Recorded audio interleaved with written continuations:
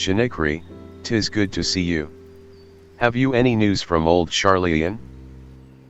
We've yet to hear from Y'shtola regarding her search for a means to return to the void.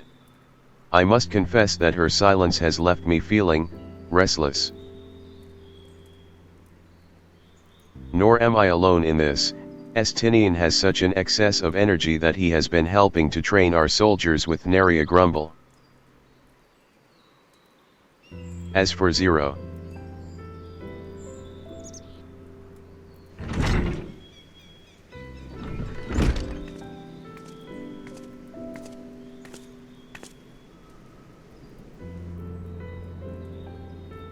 Is something the matter? no. Shinikri paid us a visit, and so I was apprizing her of recent developments, or the lack thereof. Are you heading somewhere? To replenish my ether.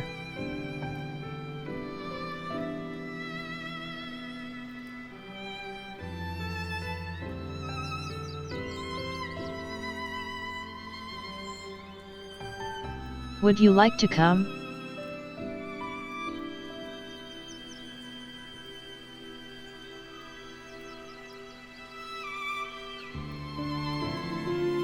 A rare but most welcome invitation. Timely too, I might add. I myself was thinking of venturing out into the city. It would be my pleasure to join you. You will accompany us, of course? Come, then. I've an errand to run at the bazaar first.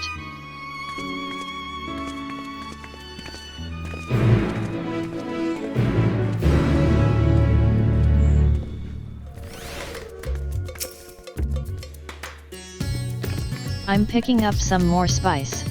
Murray told me to do so before my next visit. Mistress Zero has quite the tolerance, you see. The sisters know we Hanish are fond of spicy food, but I doubt any of us could keep up with her. With just the spices they normally have on hand, the Mahane can't quite satisfy her.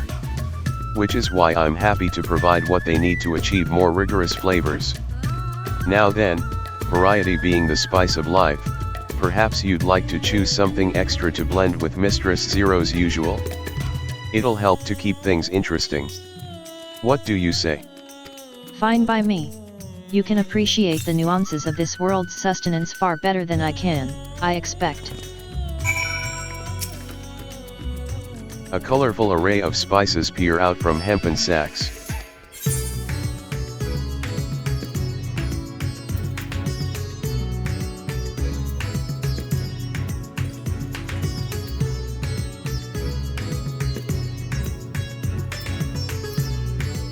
These flakes appear to have been grated from a thick root.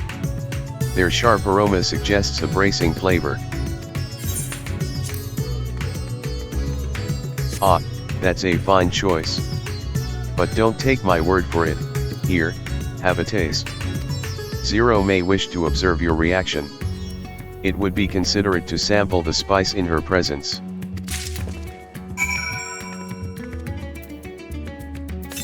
You tentatively place some of the spice on your tongue. A jolt of fire courses through your entire body. Your reaction speaks volumes. That will suffice, then. Always a pleasure, Mistress Zero. And do give Murray my regards.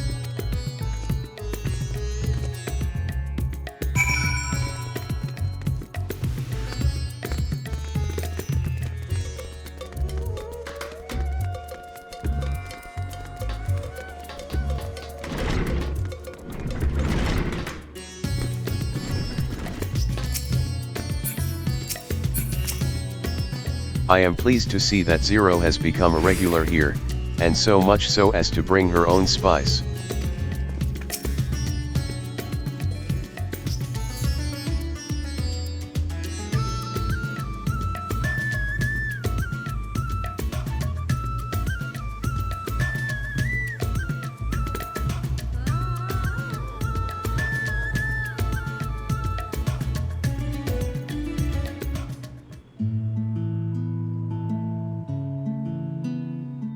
My usual, please. But with this spice... Of course, Zero. It would be my pleasure. Well now, this is enough to make a whole kettle of your special curry. I don't need that much. Rest assured, it's easy enough to make a serving just for you. Or we could make the kettle and share it. There would be enough not only for your companions but other diners as well. I dare say everyone will be delighted. Very well. A full kettle, then. Excellent. We'll prepare it at once. And for your excellency and our esteemed adventurer, are you happy to try a bowl of Zero's curry? We can make yours milder if you prefer. Grateful though I am for the offer, I cannot fully appreciate the flavor with this vessel. Another time, perhaps. Do not hold back on my account, my friend. Eat and enjoy.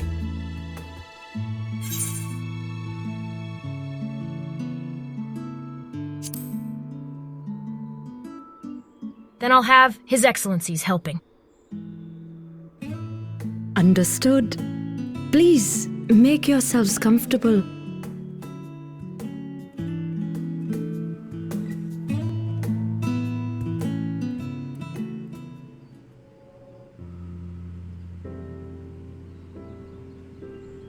It gladdens me to see you taking to life in Radzatan, Zero. In the area of our cuisine, not least of all.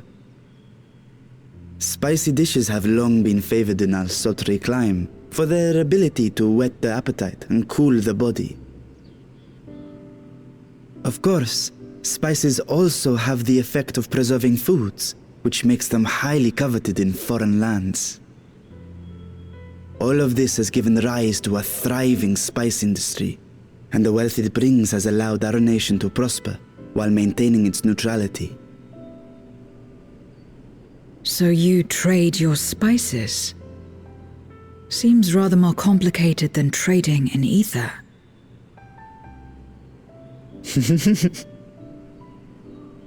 In the beginning, this land was no more than refuge for me. But now it is my home, and the people of Radzatan my beloved children. Together, we build this vibrant nation, and naught would please me more than to show it to my sister one day. Vibrant. Rubicante said the same when he described this world. A reminder of all that has been stolen from us. What many who remember doubtless yearn to take back.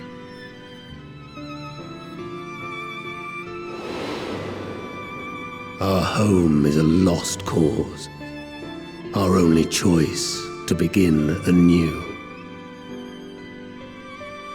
In this world, where we may reclaim our mortality.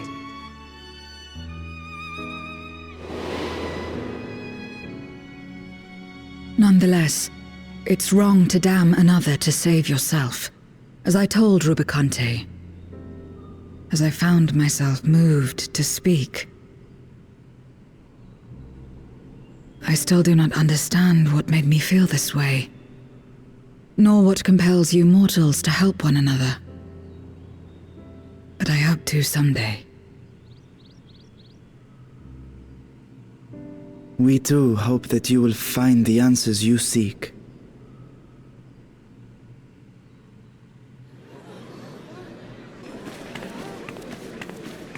What is going on? What's happening?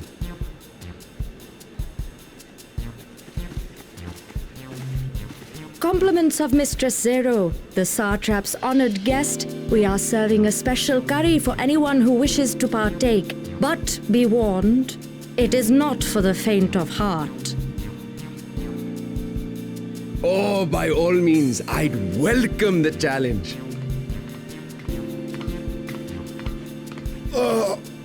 Sisters have mercy. The smell alone is...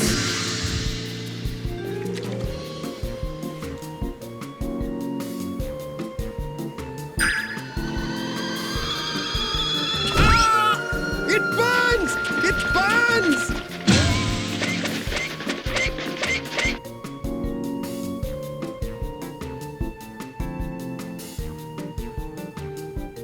To better maintain the facade, the alchemist ensured that my vessel was capable of consuming food. However, I fear Zero's curry would test the limits of their design. Apologies for the delay. Please relax and enjoy your meal.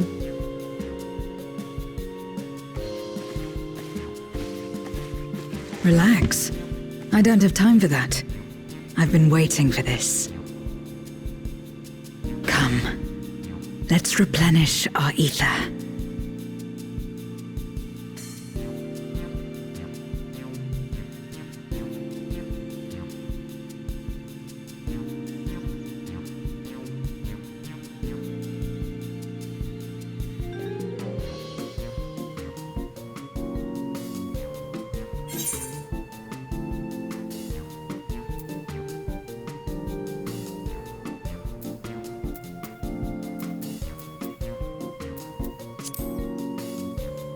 Tongue's aching. I trust you have eaten your fill. I shall have Merid prepare a meal for us to take to Estinian. I suspect he too is overdue a replenishment. By this hour, he will have retired to his chambers at Magaduta. Come, let us pay him a visit.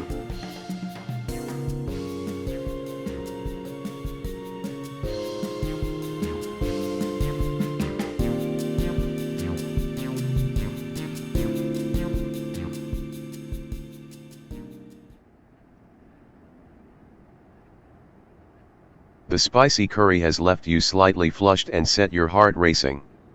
Whatever challenges await, you are ready to face them head on, and with feeling.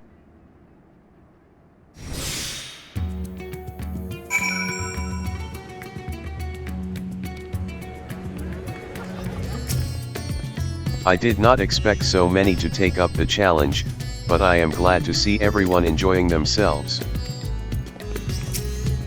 Welcome back. Master Estinian. Yes, he has returned to his chambers. I shall be happy to escort you.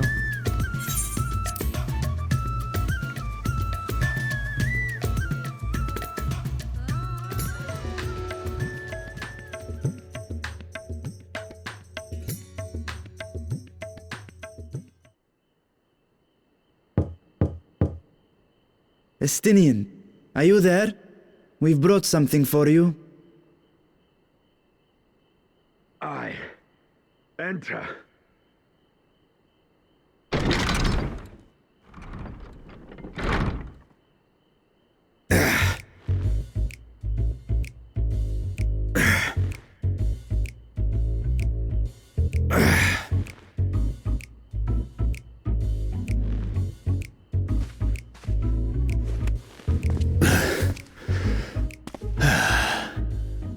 Squid masala from the Mehane. I thought you might enjoy it. Masala, eh? I prefer my squid dried. But I'm sure it won't disappoint. My thanks. Idle as I am in our sorceress's absence, I see. I can't offer much in the way of entertainment, but make yourselves comfortable.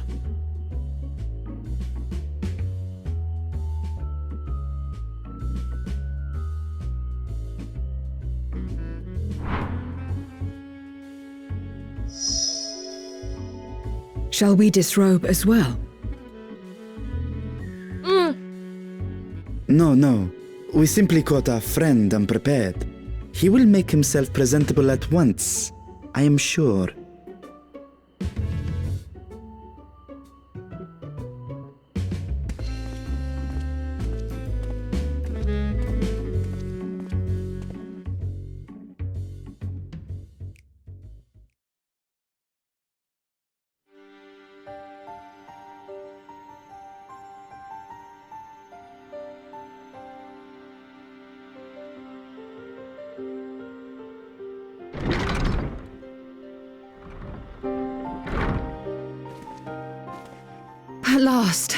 We've been looking for you.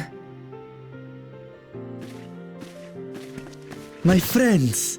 Tell me, were you able to devise a way to return to the 13th? I believe so.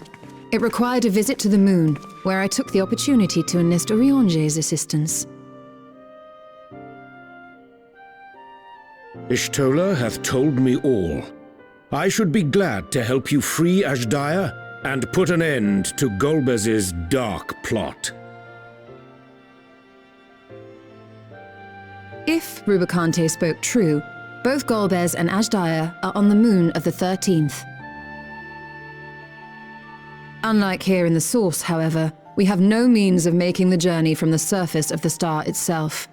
The technology simply does not exist. Therefore, I propose that we employ a gate to deliver us directly to our destination. Is such a feat possible? In theory. Having once been a single hole, the Source and its reflections share striking similarities in geography. And according to a certain someone who unceremoniously whisked us away to the first, the same locations across the worlds are intrinsically bound. All of which is to say, were we to pass through a gate on the Source's moon, it should lead us to the moon of the 13th.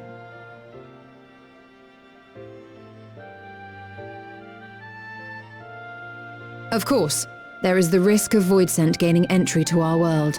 Thus did I decide to seek Oriange's counsel. Both the Watcher and the Loporrits are aware of our proposed endeavor.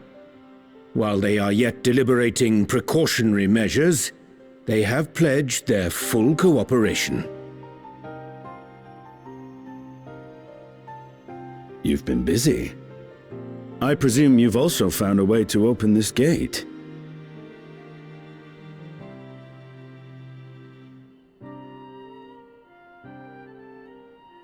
Be it in Radzat-Han or Sharlayan, scholars have long cast their gaze unto the endless dark of the void.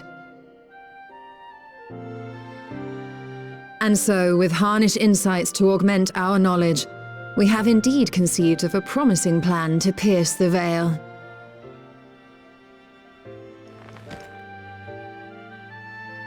A plan I am confident will succeed, precisely because the moon is our stage.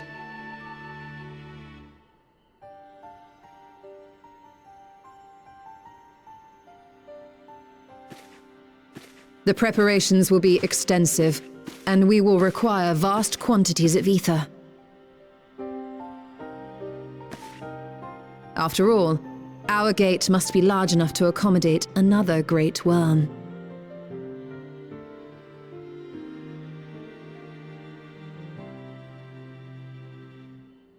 My proposal entails delivering copious amounts of ether to the Tower of Babel in Garlemald.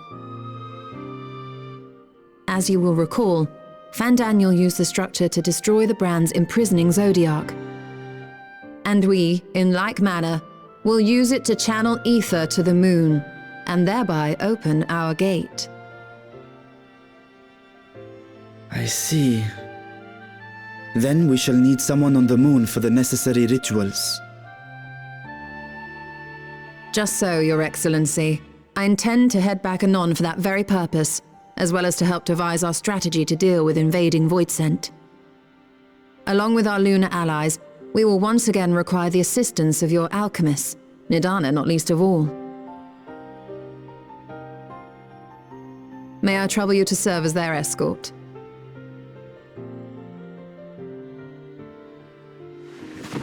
Fine by me.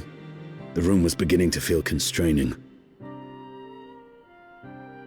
For my part, I shall oversee the requisite tasks on the star.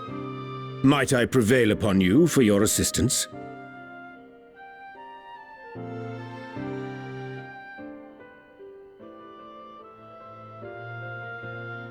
If all are in agreement, then let us set to work.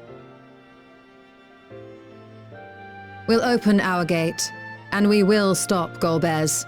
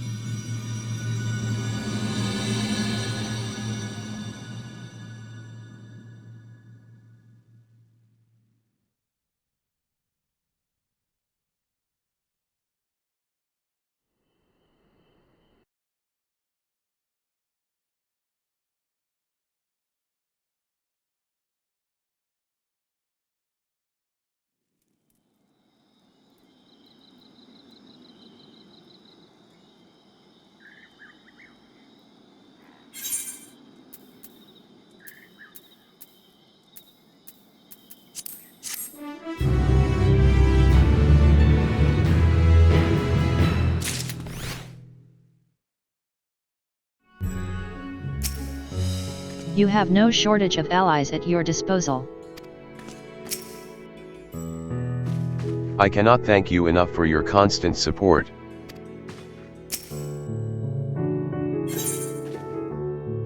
If one and all are ready, then let us set forth our preparations to complete. If I may, I beg a moment to exchange this vessel for its grown counterpart. It is in the keeping of alchemists of the High Crucible.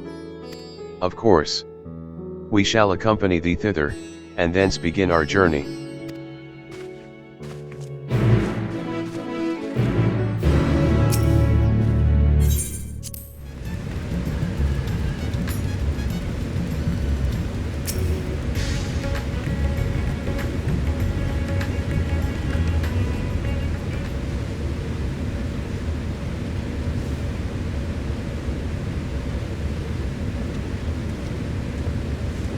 My apologies for the delay.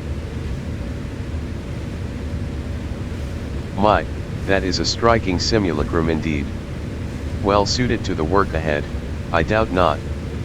Allow me to explain Y'shtola's plan in greater detail.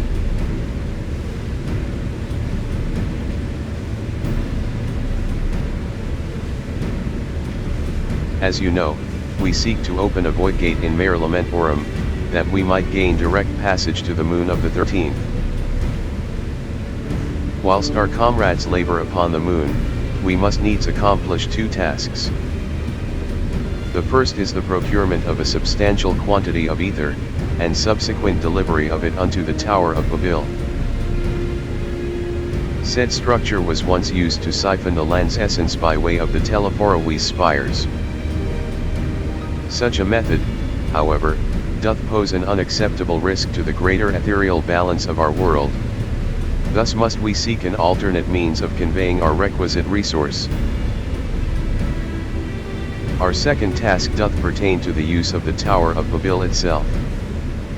You may recall that this portal unto the moon was placed under the supervision of the Ilsabard contingent. If we would employ it to different ends, we must first obtain the contingent's express permission. I should like to believe they would not refuse us, so perhaps we should concern ourselves with the ether problem first. Have you any idea whence we might source the vast quantity needed? A likely location doth come to mind. Let us make for the airship landing. There, I shall reveal more.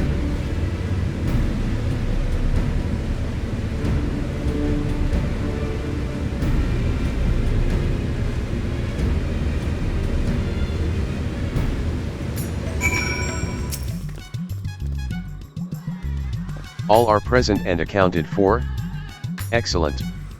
We shall travel to Charlian, and then seek the nearby Isle of Ham. Near unto the surface of this isle do rivers of ether converge. The churning energy of this confluence is released by the way of geysers. Originally, the Ragnarok was to be powered by ether harvested from the isle. But as well you know, an alternate power source was ultimately found for the vessel. Passage unto Ultima Thule, to the very limits of existence, was facilitated by naught less than the strength of the Mother Crystal herself. As such, the Isle of Ham's vast ether deposits remain untouched. We may help ourselves to that energy, provided we are able to secure the Forum's permission. Yet again with needing permission. Is nothing straightforward in this world? Such is the nature of politics, I fear. And as the Scions of the Seventh Dawn have been officially disbanded, no longer are we a recognized collective.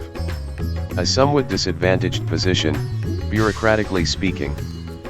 Fortunately, however, there is a recognized and respected body upon which we might prevail, the students of Bald Ean. Upon arriving in Charlian, let us seek our friends at the Annex.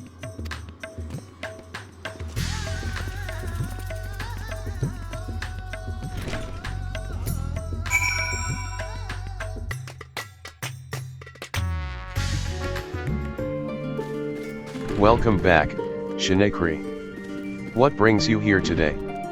And in such colorful company? Greetings, Ajika. On this occasion, We are come to seek the student's assistance in a matter of some urgency. In that case, you'll want to speak with Kryle. She's in the main hall, sorting through our archives. There's a visitor with her at the moment, but it's no one you don't know, so feel free to show yourself in.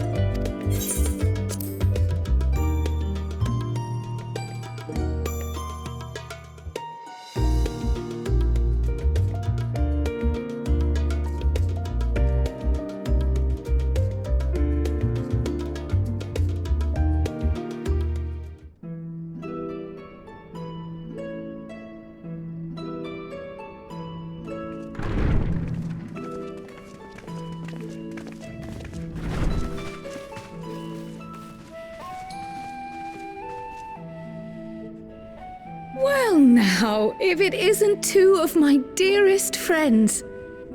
As for the other two, I don't believe we've had the pleasure. Not in this vessel, perhaps. 'Tis I, Vashan. Though, you are welcome to call me Vritra, if you prefer. Pay me no mind. I merely accompany them. I pray you forgive us our intrusion. If you are occupied, we shall call again anon.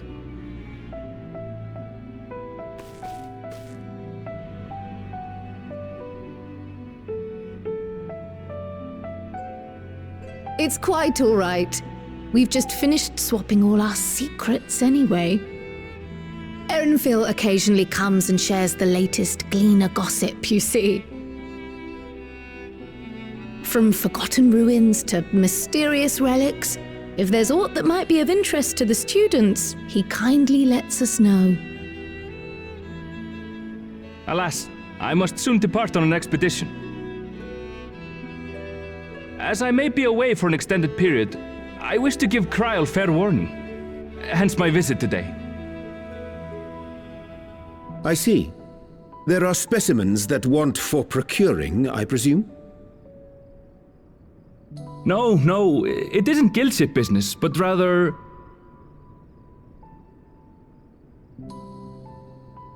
homecoming.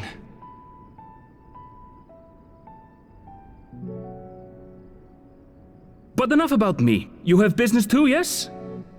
And I'm in the way. Far from it. As a matter of fact, we should be grateful if you could stay and share your knowledge of the nearby isles with us. We seek a means to travel to the void. There, a man named Golbez plots to invade our world. A man who even now holds my sister hostage.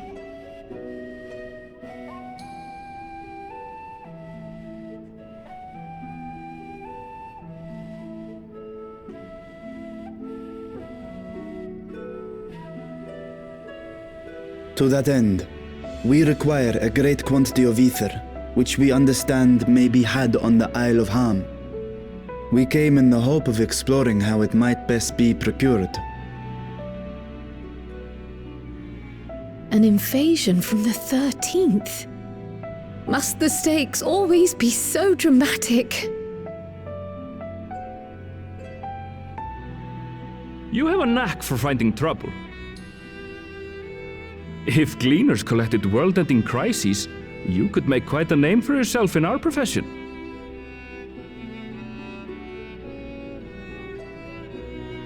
It's true the Isle of Ham is a veritable font of ether, but as it's under the Forum's direct jurisdiction, only a privileged few get to set foot there. I myself haven't. So if we want to help ourselves to the Isle's ether, we'll need to secure the Forum's permission.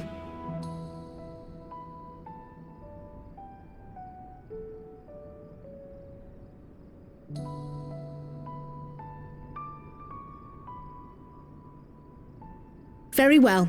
The students of Baldessian recognize your endeavors as combating a grave threat to the world.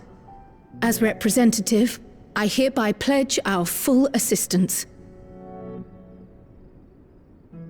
Now that it's official, you may leave the politics and paperwork to me. Our operations remain small, but we shouldn't meet any undue resistance. We are truly grateful.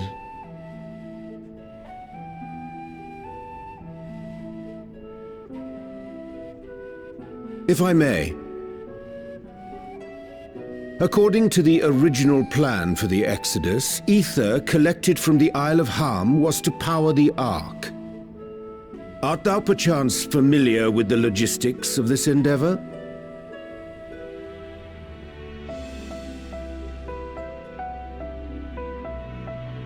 I don't know anything about that, I'm afraid. Nor do I think any cleaner would. You might have better luck asking someone involved with the Ark's construction. Margaret, for instance. She's a researcher in Charley and Hamlet. I met with her for a job recently, and she mentioned working on the Ragnarok's propulsion system. You could do worse than to seek her out while awaiting the forum's verdict. We may well do just that. Our gratitude for thine advice, and may this threat be but a memory upon thy return. You're quite welcome. Now then, if you'll excuse me.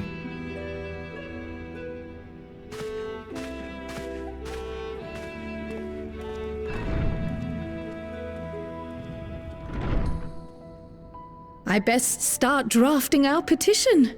Go on and find your researcher. I'll contact you as soon as we've made progress. Let us leave matters here to Mistress Kryl, and hie ourselves to Labyrinthos.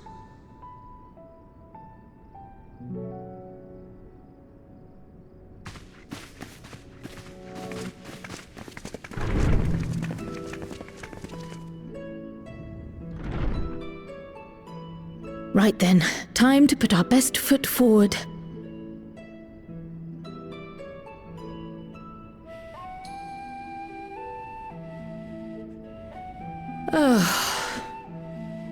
A pity you can't tidy yourself. I should have had Ishtola enchant you when I had the chance.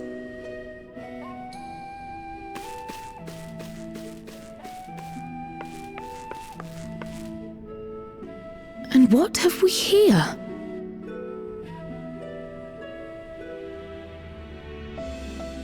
Later, Kryl, later. You've work to do.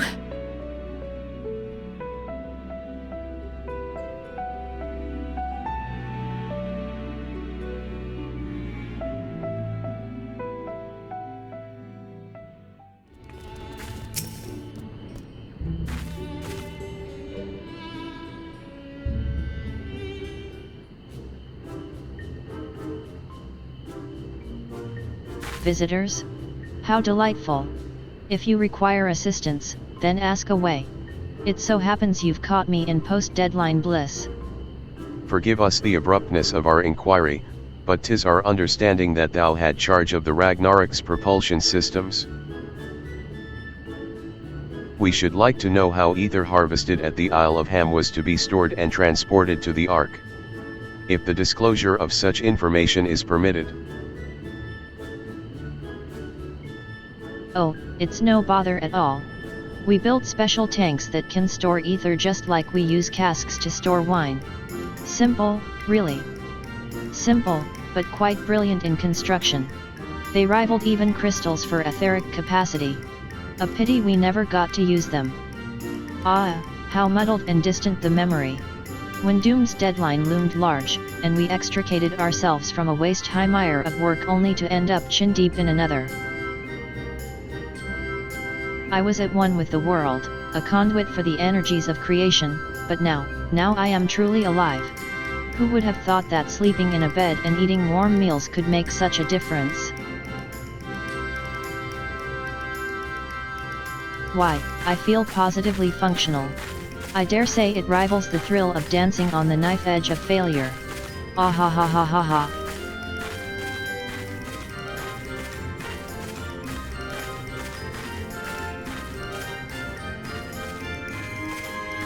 We are glad for you. Quite. On the subject of the ether tanks, do you know what became of them?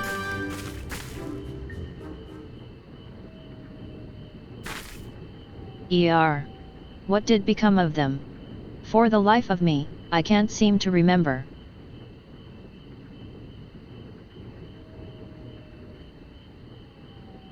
Oh, but I do remember someone who might remember. He should be back by now. Just look for the fellow wearing an outfit that screams, "I've been on vacation and you haven't." Very well, we shall seek out this conspicuous colleague of thine. Our sincerest gratitude, Margaret, and do look after thyself. Come, let us seek out this individual attired in a manner suggestive of recent furlough.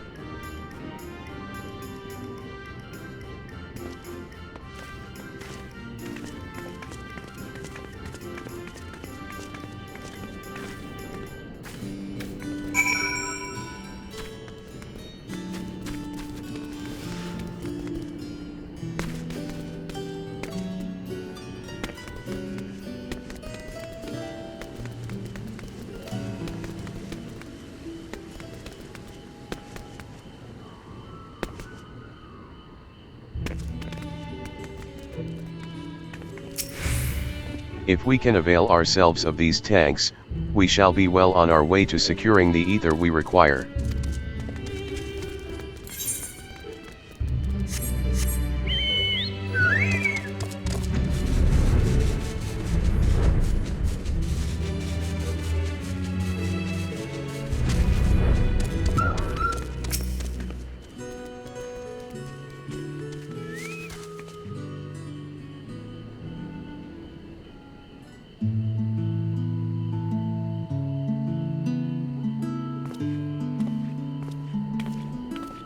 The face that launched our teeny tiny toy boat.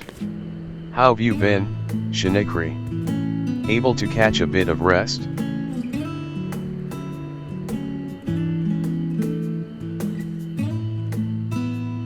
Well, if I don't know about the ether tanks, who in Birgit's name would? Born right in me very own workshop, they were.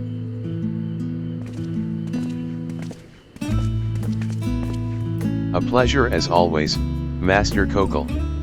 I trust thy respite proved rejuvenating? And then some. But I won't bore you with the details, at least not without a drink in me. So, why the interest in our little old tanks? Permit me to explain.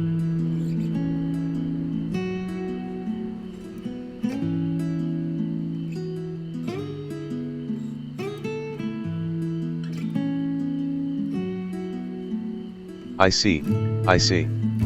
Think I've got the long and short of it? It goes without saying, but we all owe you more than we can ever repay. If you need our ether tanks, then they're at your disposal. There's just one problem, you need the forum's approval to set foot on the Isle of Ham. Were it up to me, you'd be on the next ship out, but that lot can't wipe their arses unless it's in accordance with procedural motions. You may be assured that my backside is immaculate.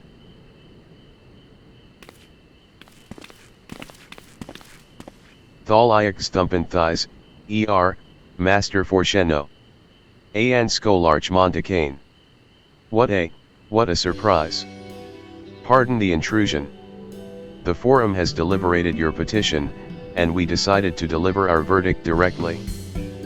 I would hope that the matter of pandemonium has not been overshadowed by other concerns, but that is a discussion for another time. You have been granted special dispensation to travel to the Isle of Ham for the purposes of etheric extraction, on one condition. On account of its rich deposits of ether, the isle is home to throngs of vicious beasts. We ask that you cull any such creatures you encounter.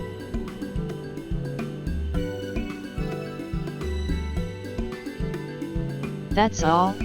Given the vast amount of ether we seek, I expected a far higher price. Oh, believe me, we do not underestimate the value of what you desire. Nay, we simply owe the students of Bald Sen and their esteemed collaborators a debt of gratitude, and we felt that expediting your request was a suitable way to repay it. A debt of gratitude. We have taken the liberty of arranging your passage to the Isle of Ham. Your vessel awaits in Scholars Harbor.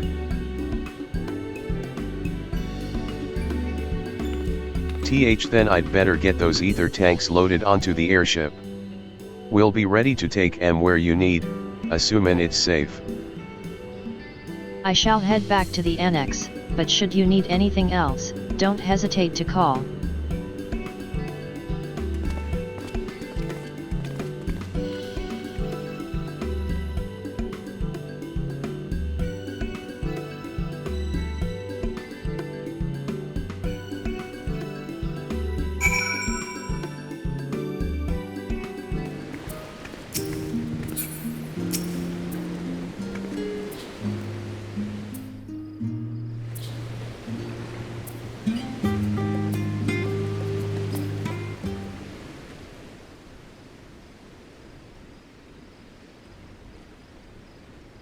Bound for the Isle of Harm. You look like the ones Master Fortuneau told me to expect. If you're ready to depart, then so am I. Just say the word.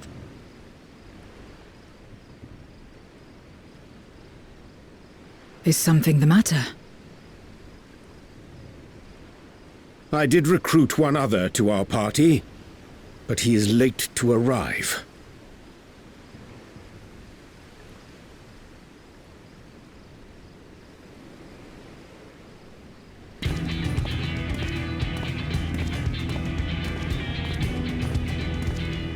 Forgive me my delay. Thancred? 'Tis good to see you.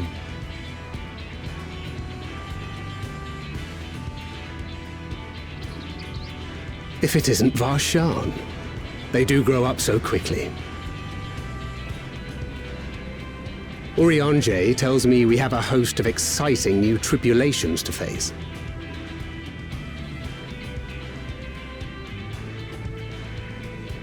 And you must be Zero. I've heard all about your daring do in Garlemald. A pleasure.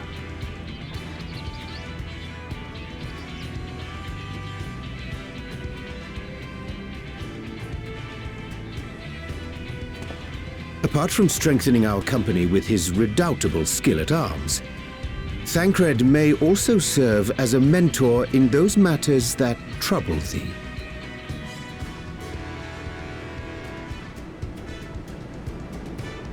I speak of the intangible forces which bring souls together.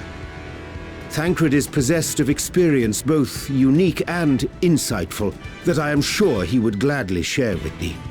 Thou needst but ask.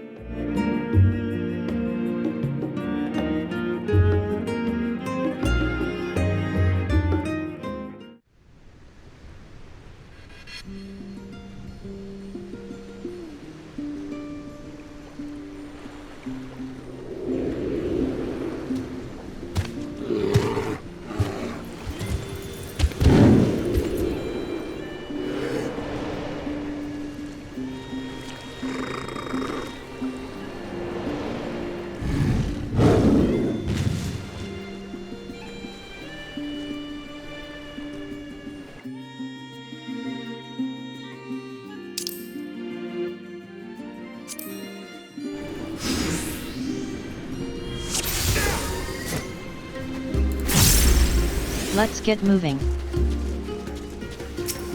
Prepare yourself!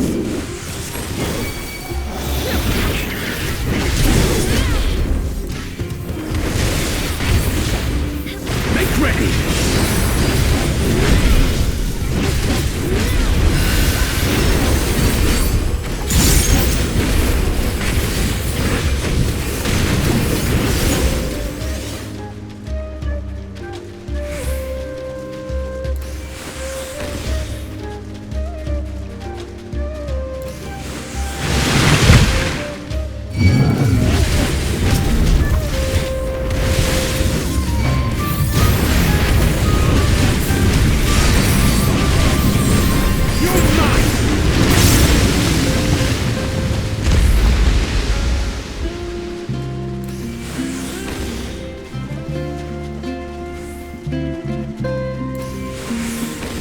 That building certainly looks the part. A Charlesian facility, and no mistake.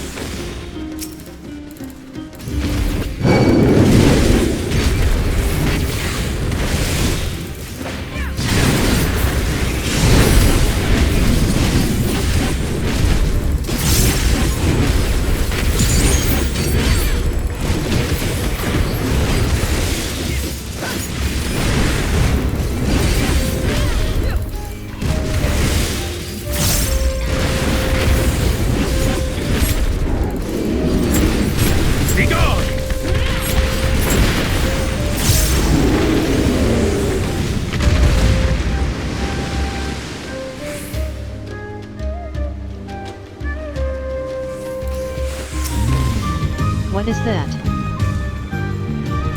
Lingbacker, dread beast of the seas.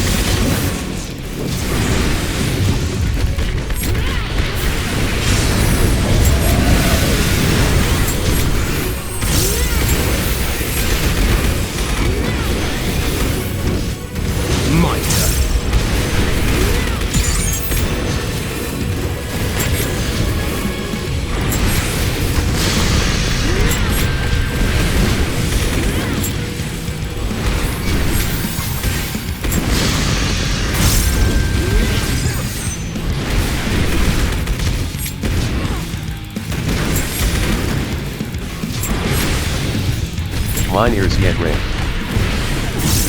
Troublesome creature.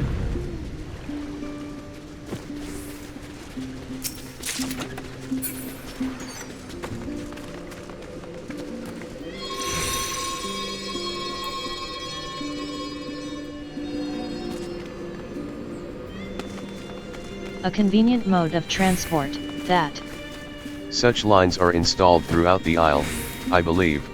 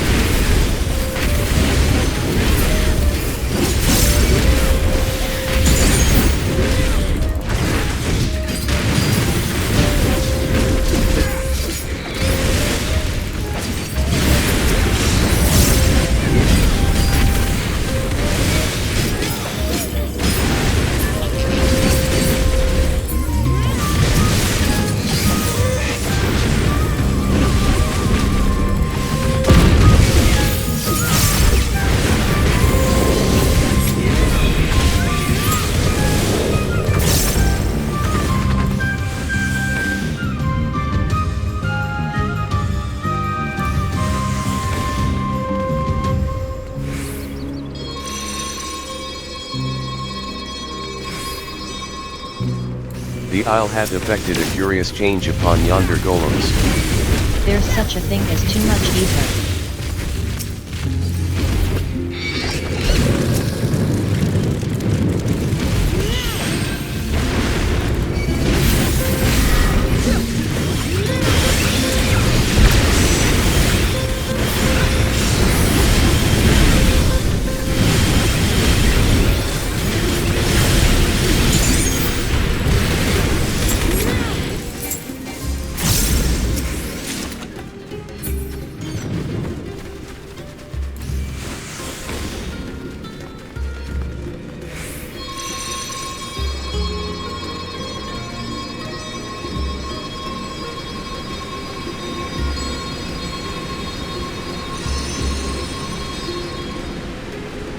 That was rather too high for comfort, I must confess.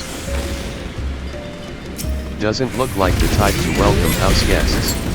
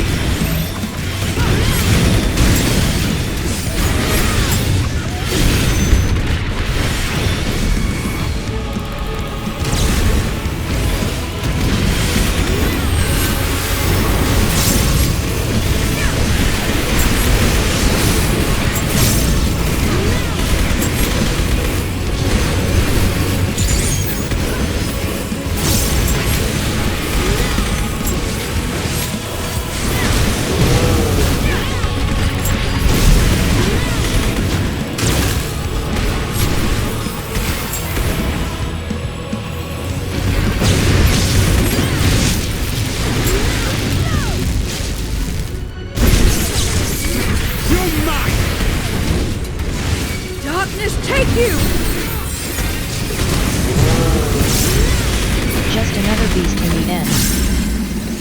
Just another.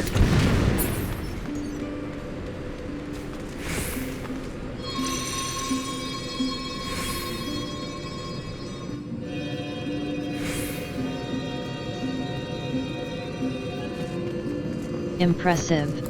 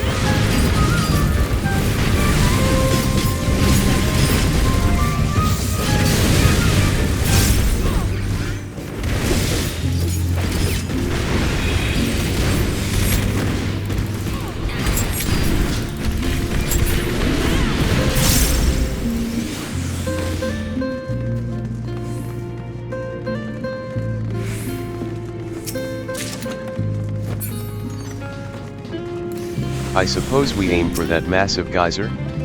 Aye, barely at our destination.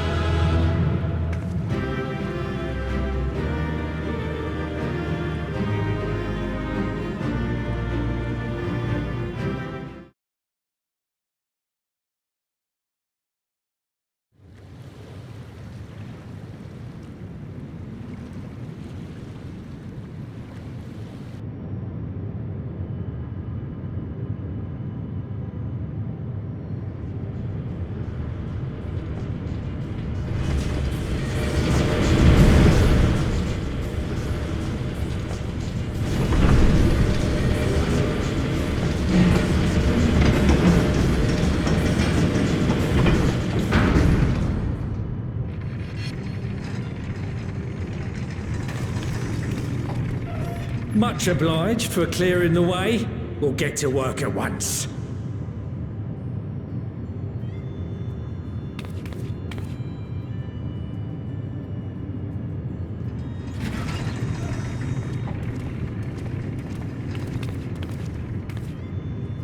Filling these up will take a good while.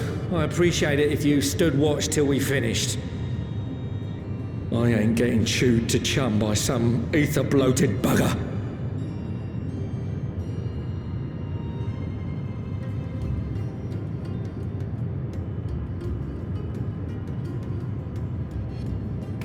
Oh, by the by. Where were you planning on putting these to use? We could deliver them by airship, see? Provided it ain't too far. We would need them transported to Galemon, to the Tower of Babel. Ah, that's a long old journey. Too long for a direct flight. Tell you what, we'll send them over with the scheduled shipment of provisions headed that way. I'll make the arrangements as soon as we get back. Save some poor chocobos having to drag this lot through the snow. You have our thanks. We shall not forget your generosity.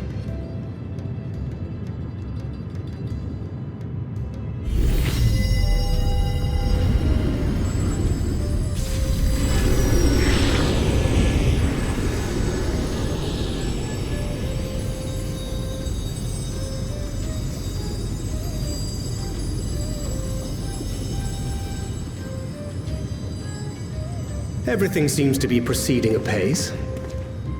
I dare say you would have been fine without me.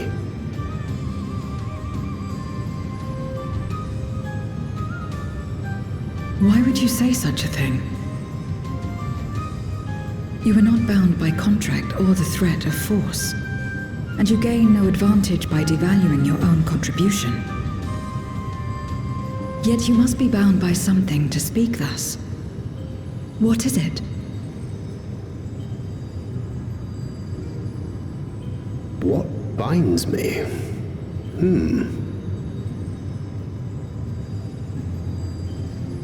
A belief, I suppose.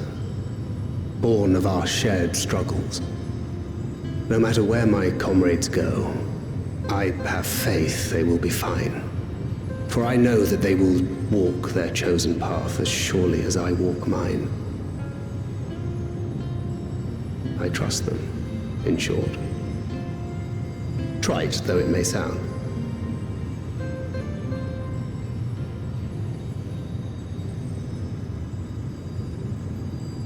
Trust.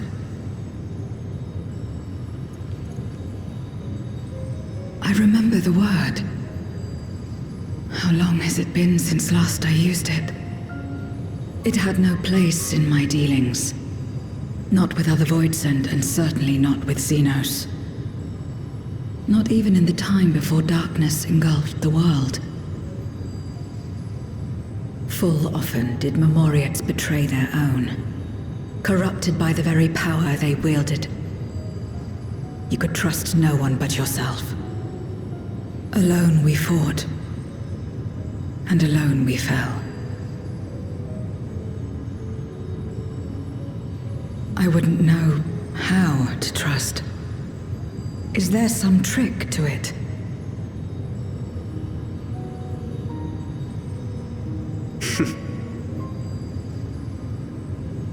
Just stay close to Shenekry.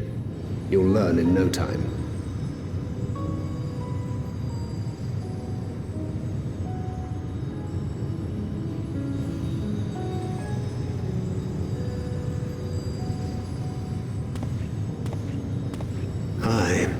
Absolutely fine.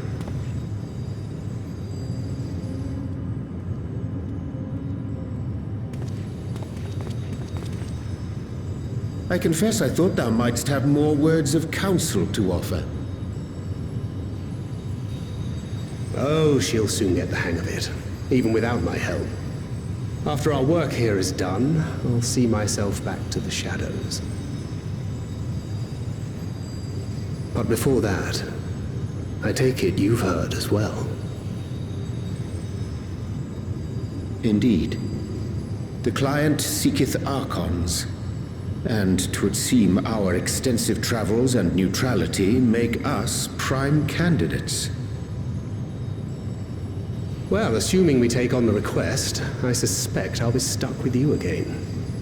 Don't let me down, hmm?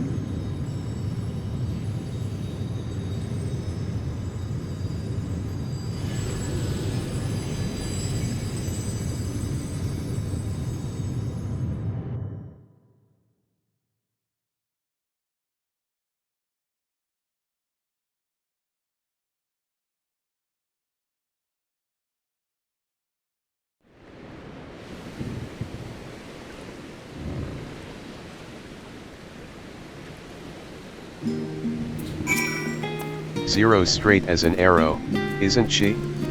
A refreshing contrast to our more circuitous company. By simply staying close to you, will I really learn about trust?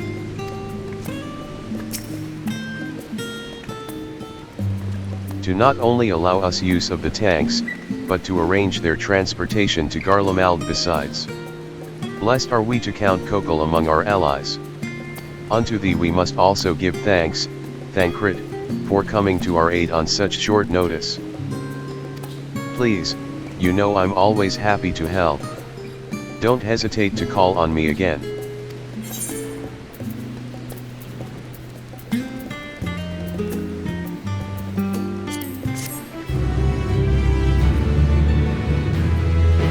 Till next time.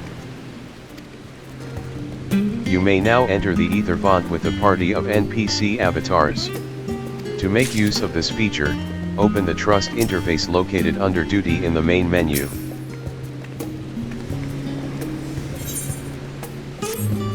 With the tank's transportation thus arranged, our first task is complete. We may now turn our attention to the second. To wit, obtaining the blessing of the Ilsevard contingent to use the Tower of Babil to channel energy unto the moon. Our destination is Camp Broken Glass, where we may present our petition to Commander Lucia.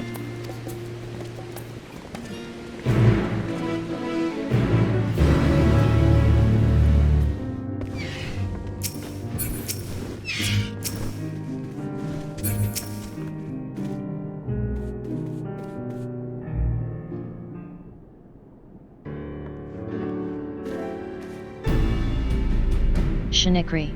Allow me to personally thank you for your assistance during the recent Void Scent incursion.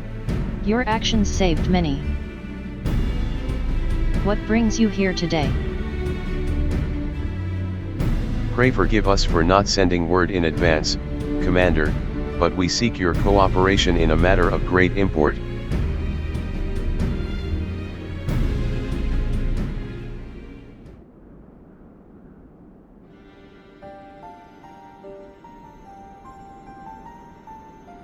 Indeed. We appreciate you consulting with us instead of taking unilateral action. 'Tis no simple matter to activate the Tower of Babil, and I speak not only of the technological challenges. Personally, I think we must consider the emotional impact of such an action above all else. Pending a more official name, we refer to those who remain here as the Garlean community. As you would expect, they are predominantly native Garleans, most of whom are uncomfortable with ethereal manipulation.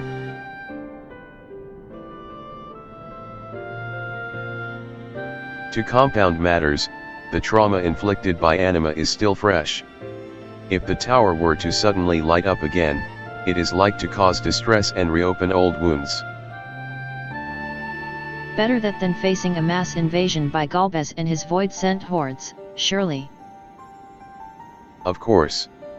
We acknowledge the gravity of the situation, as well as the promised bloodshed should we fail to act. Yet, even were we to convey your warning to the public, many simply do not understand the workings of magic or the rift. They will struggle to comprehend why they must be forced to relieve personal horrors for the sake of something they cannot imagine.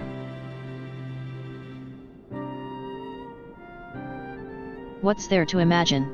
Haven't these people seen Void Scent with their own eyes?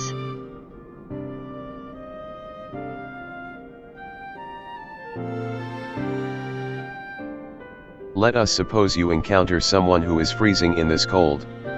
A natural thing to do might be to make them a fire, yes. But what if that person's sole experience with fire was being badly burned by it, and they harbored an acute fear?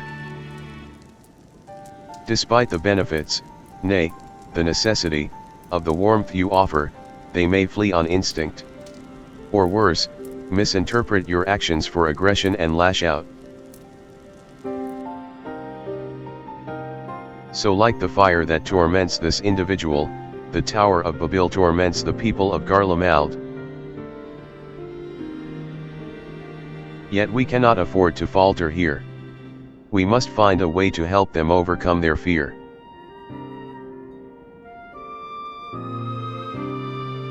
I agree. To that end, the contingent will assist however we can. We should speak with Alphino and Alizea. With the rapport they have established with the Garlean people, I dare say they can provide us with valuable insights.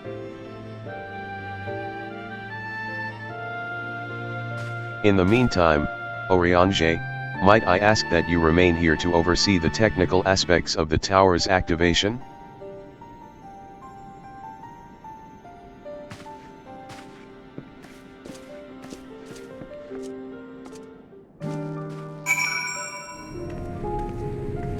I knew you wouldn't be able to stay away.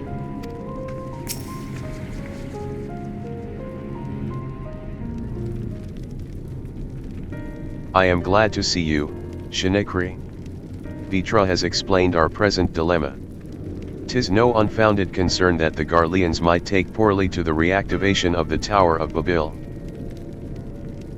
That's putting it mildly. Many would be up in arms over it. Trust in the Ilsabard contingent is fragile enough. We need to tread lightly, or we risk jeopardizing everything we've achieved.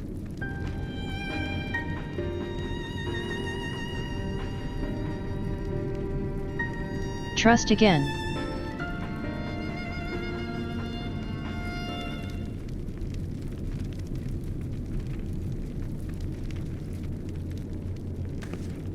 Well, it seems to me there's naught for it but to speak with the people. Rather than harping on about the necessity of the plan, we need to lend an ear to their concerns. Then, perhaps, we can begin working towards a compromise.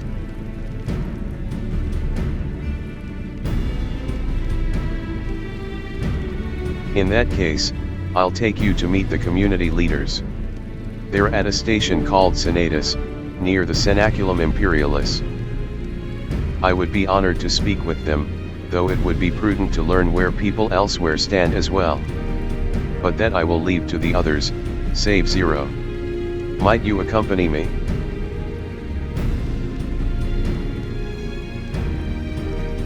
I'm sure those in Tapper's Den will have their own opinions. Alphino, if I may drag you along?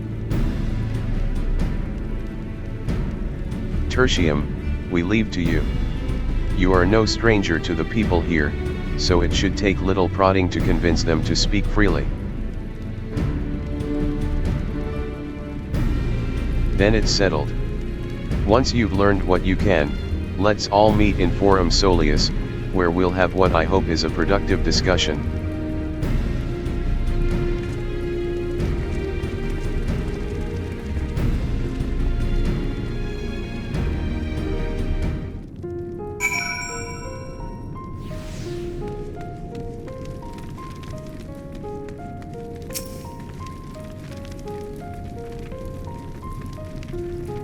Activate the Tower of Babel? Are you out of your mind? That abomination transformed my friends and family into monsters.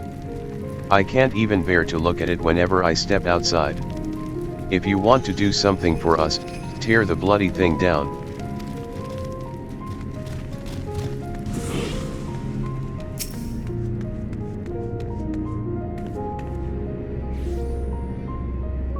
Fi. That tower isn't right, I tell you. All those magics. Years ago, when I lived in the provinces, the locals razed our village to the ground with the stuff. Made things appear and disappear and fly and burn. Can still see it when I close my eyes. You've done us a good turn, dear, but let's not talk about that tower any longer. It's unnatural.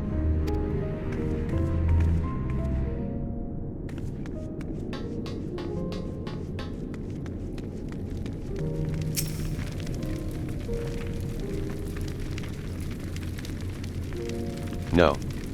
Stop it. The tower is evil. It'll turn us all evil. I don't want to hear it. Leave me alone.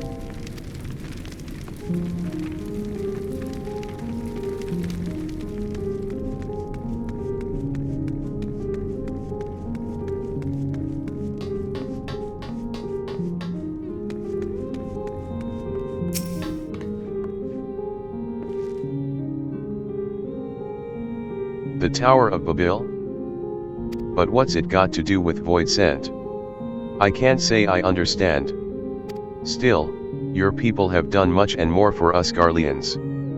If you say it's necessary, then that's good enough for me.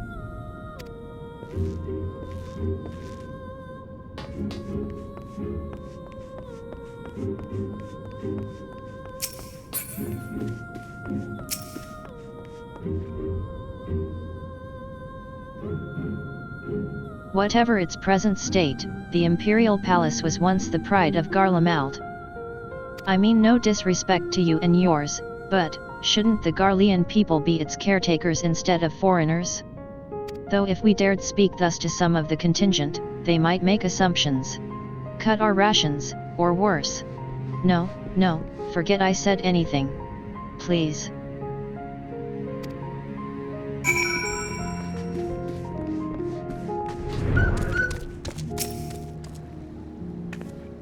Cool Luz is on his way with the others. I hope you found the people more receptive than we did.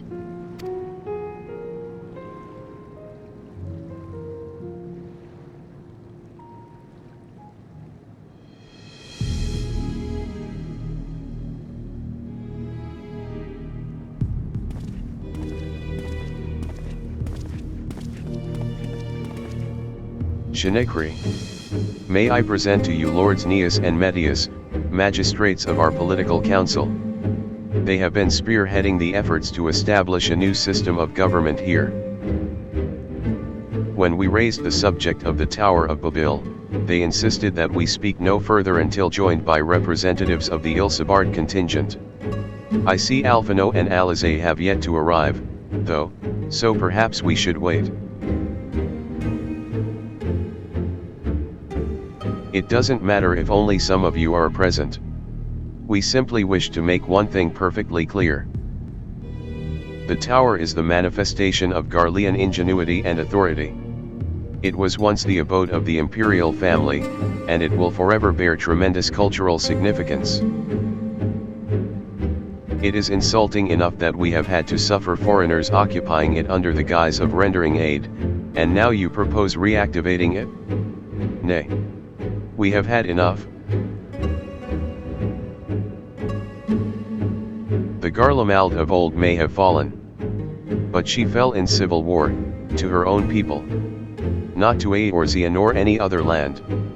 We came here to assert our unequivocal claim to our territory. Garlemald, and all that lies within her bounds, is beholden to no one.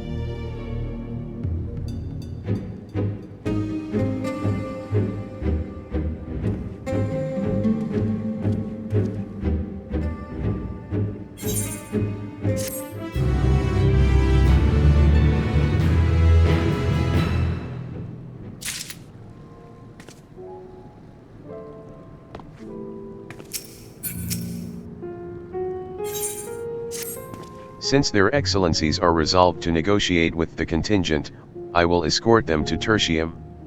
I'll also instruct Alphino and Alizé to meet us there. Lord Metius, Lord Neas. By your leave, my comrades, and I would speak with the residents of Senatus. Though the Ilsabard contingent holds the Tower of Babel, it is I who wishes for it to be reactivated, and thus I think it meet that I be present for this discussion. Yet my understanding of your people's hardships, of their hopes and desires, of their dreams for the future, is sorely lacking. In my ignorance, I would struggle to contribute. Lest you worry, I will not plead our case to the community in your absence. I wish only to identify common ground, upon which we might build a relationship that sees us overcome our differences. Very well. But know that the guards will not hesitate to escort you from the premises should they judge your actions to be inappropriate. If it's settled, then, you should all head to Senatus. I'll join you there after I see their excellencies safely to Tertium.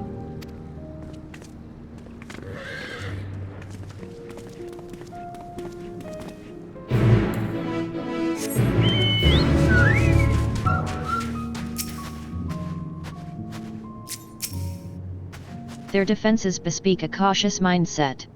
More so than Tertium.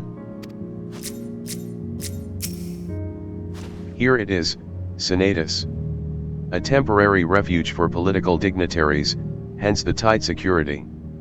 I am given to understand that outsiders are not normally permitted so much as a glimpse inside. We should consider ourselves fortunate to be given this opportunity. I hope it will be worth the trouble.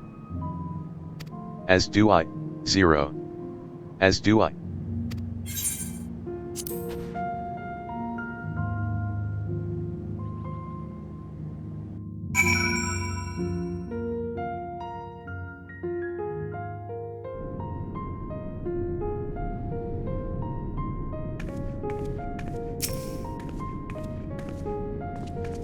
To begin, I propose we split up and ask the residents for their views on the Ilsabard contingent and the current state of affairs. We would also do well to learn more about this enclave itself. Should you observe anything of note, pray keep it in mind. It is through open hearts and open minds that I believe we may yet convince their leaders to work with us for the greater good.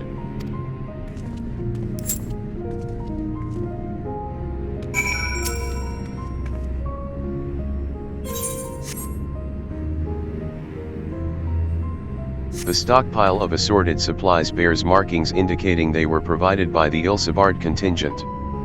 The Enclave is clearly reliant upon the Alliance for aid.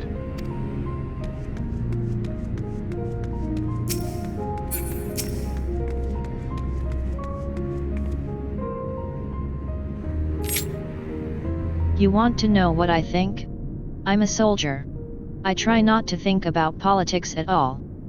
I'll say this much. Our leaders labor to preserve our culture, our way of life. What remains of it, at any rate. I trust them to do what's best for Garlemald.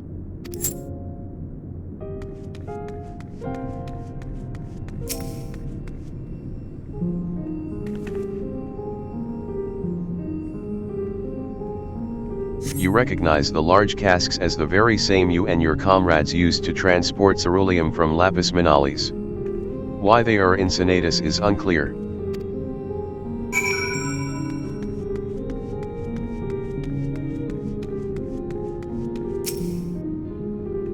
The furnishings are quite lavish.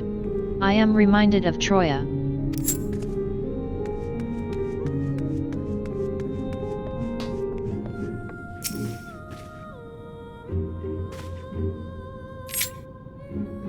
How do I feel about the contingent?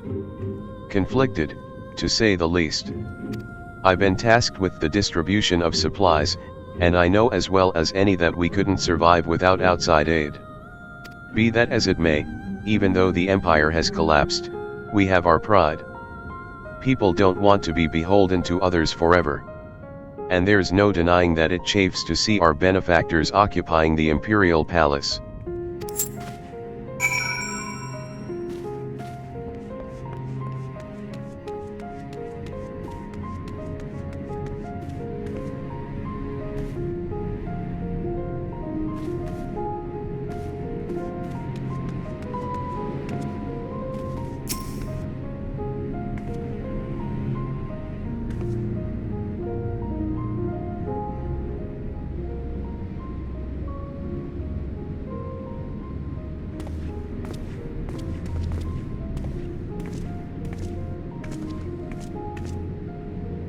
Finished touring the Enclave, have you? What were you able to learn?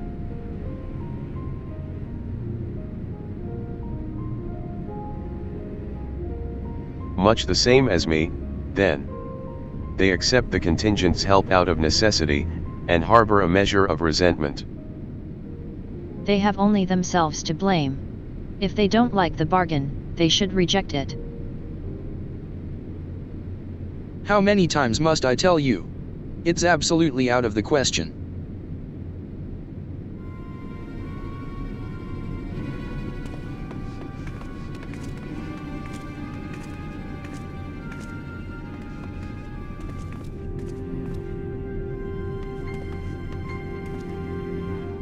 What's going on? We were wondering the very same. We came running when we heard shouting. Is aught the matter? Oh, no, I was just trying to explain. Mayhap you can clear this up. The contingent has made a reasonable request, but this man insists that it's impossible. It concerns the Mahitake weapons which run rampant throughout Regio Urbanissima. Every time we deliver supplies here, we have to dispatch extra men to defend against potential attacks. To address the issue once and for all, we proposed the elimination of all machina that loiter near the supply route. But you heard him, they refused to even consider it. The magistrates have already spoken on this matter.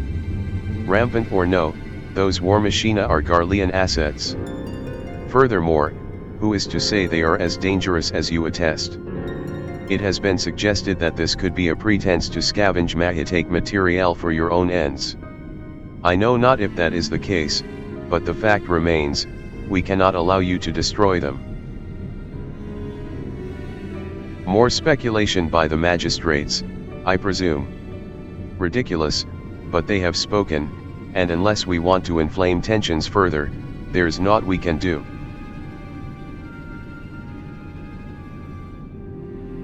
How complicated relations become when not grounded in a clear and equitable arrangement.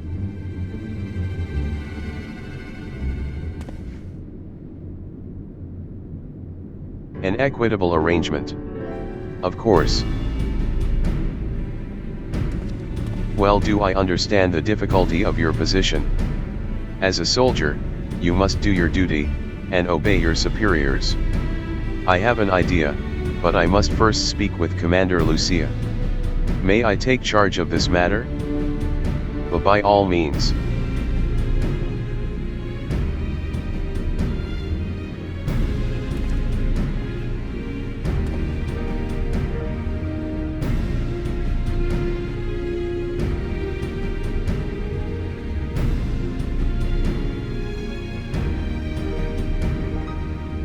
Let us return to Camp Broken Glass, where we might discuss a solution I believe will satisfy all parties.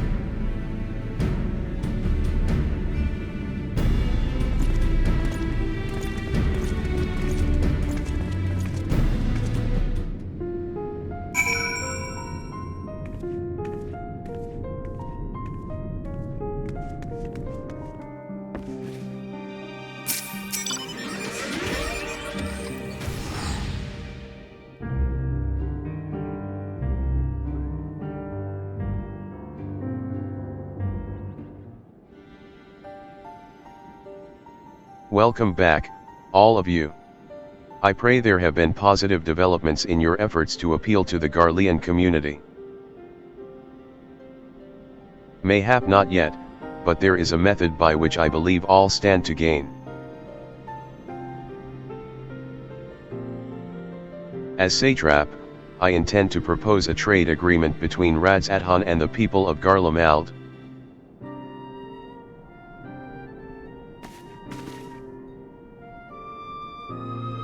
Please continue.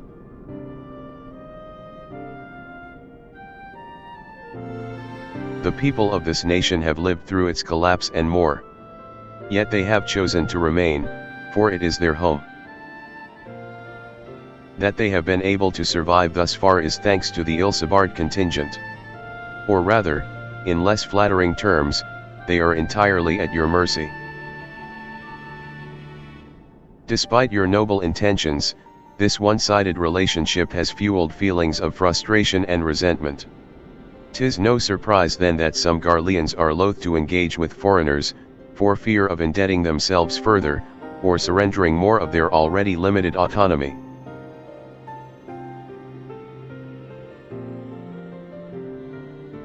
That is why I wish to present them with an equitable arrangement.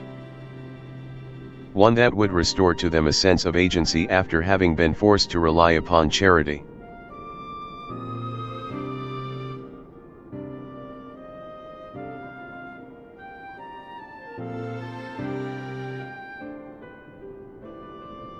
Easier said than done.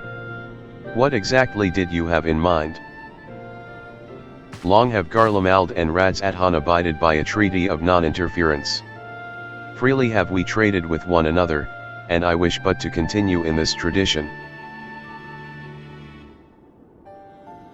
We would provide your people with such supplies as you require, in return for which you would grant us leave to use the Tower of Babil, as well as share your Mahitake resources and expertise. As we become more reliant upon your technologies, we will of course require more ceruleum to fuel them. This you possess in abundance, and for it you will be duly compensated. Radz-at-Han's culture will be enriched by your Mahitake wonders, and our ever-increasing demand for your wares will see Garlemald grow wealthy and prosperous. Only when both sides keep the interests of the other in mind can an equitable relationship be forged. 'Tis a principle I once thought I understood, but have come to appreciate all the more in recent days, thanks to the sage counsel of a friend from beyond the rift.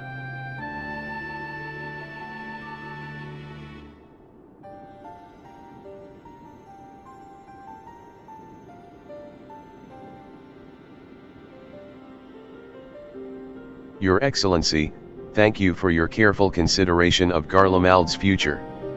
Though I cannot speak for every Garlean, I myself see no reason to object to your proposal.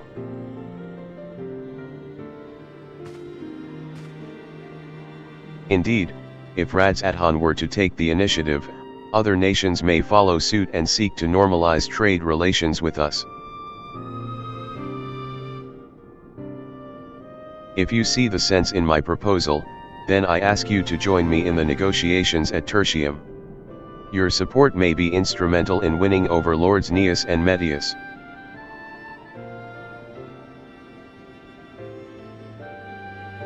By all means, go with them. I have matters here well in hand. I have learned all that I may regarding the tower's operation, so I too shall hie me to Tertium.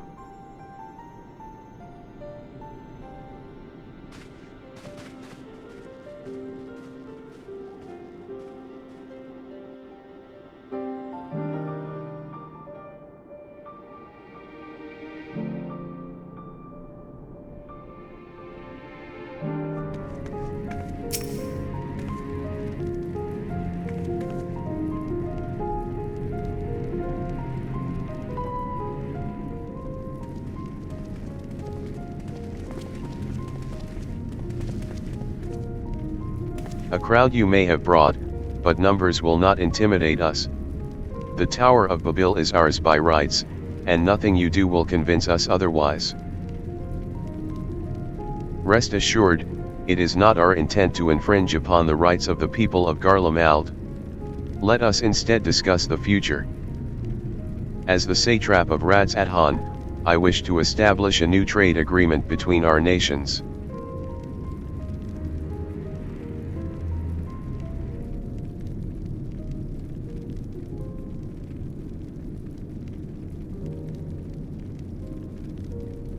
The aid we presently receive will not last forever, my lords. Sooner or later, we must stand on our own 2 feet. But to do so, we must secure a means to replenish our coffers, and the proposed agreement presents a rare opportunity. 'Tis true we do not want for Mahitake and ceruleum, and foreign currency will be needed to procure such things as we lack. It would depend on the precise terms, but I can see the merits. What? I can't believe what I'm hearing. You served the Emperor, were a proud patriot, yet now you entertain selling national resources like a common merchant? Like you, I weep for what we have lost. But if we are to rebuild Garlemald, we must make use of what precious few assets remain to us. Nonsense. Utter nonsense. You are a traitor, Neas, and there will be a reckoning. Oh yes. When the people of Senatus learn of this, they will cry out for your blood. Lord Metius, wait. It isn't safe out there.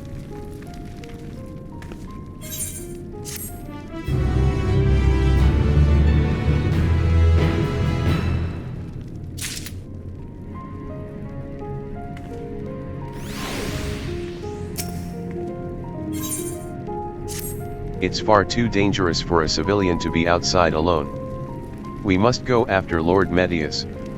Let us leave matters here in Maxima's care while the rest of us join in the search.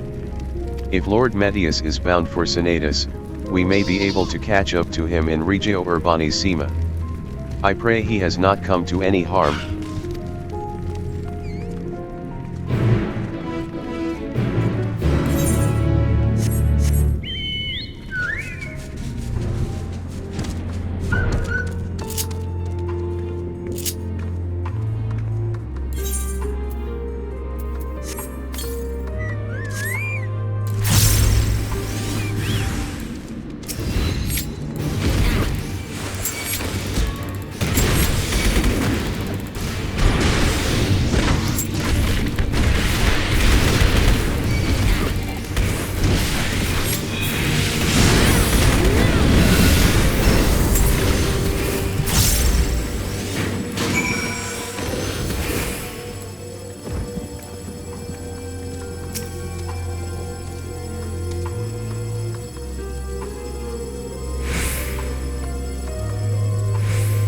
I am alive.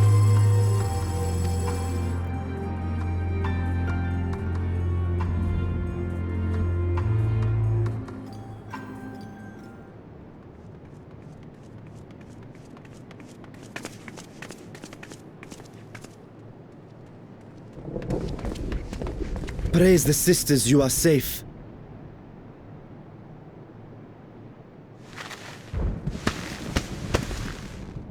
Don't think I'm indebted to you. I never asked for your help. You love Garlemald dearly, Lord Metius. That much is plain. But you're not alone in that. We all mourn what has become of our homeland, bristle at having to rely upon outsiders simply to survive the cold. Even now, I struggle with fear and uncertainty. Day after day, I ask myself, what is right? Where do we go from here? I've yet to find the answers. But I won't stop looking nonetheless, and I won't avert my gaze from our grim reality.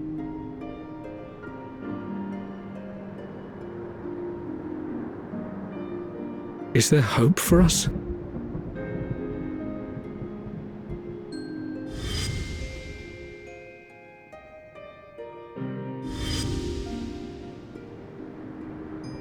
Aye, so long as we live. Garlemald lies in ruins, but the bonds between us will never be broken. We are the chain that connects generations past and future. You and I, it's links. Help us, Lord Metius, for all we have been and for what we may yet become. Please.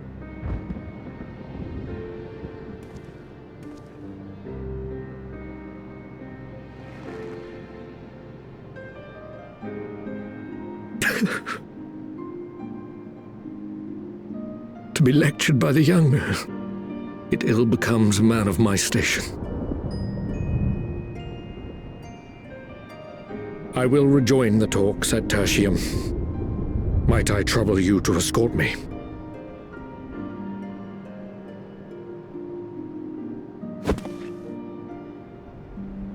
Ere we part, I apologize for my discourtesy.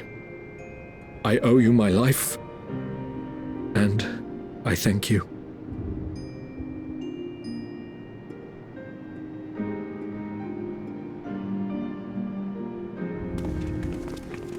Euless, wait.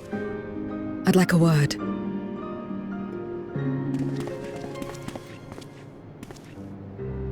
With you as well. I'm to stay close, after all.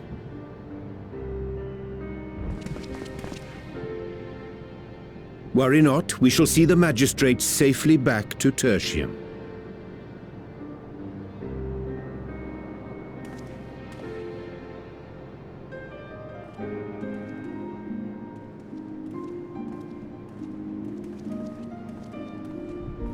What is it? You bound that man with trust, didn't you? That's why he did not require coercion to return.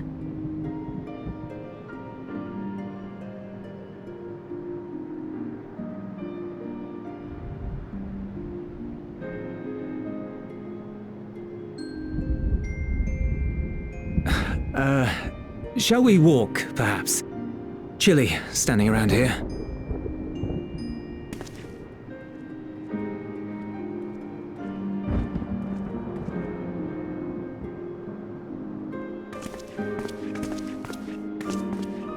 So that's how Zero came to join you. Still, I'm not sure I'm qualified to explain something like trust. I wouldn't describe myself as a sociable person. Before all this, any free time I had, I spent looking after my brother and sister. As for the magistrate, I only told him what's been on my mind of late. But I wouldn't have done so, I think, if it weren't for the twins' influence.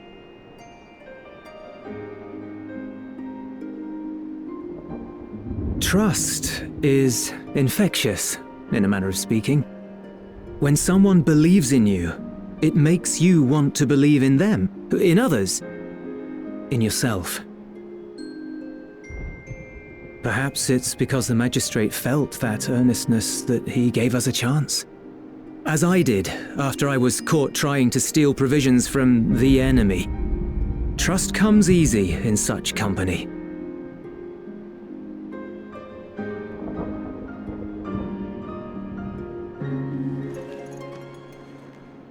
Little wonder my world is devoid of it. No one trusts in you, and so you trust in no one. And round the wheel turns.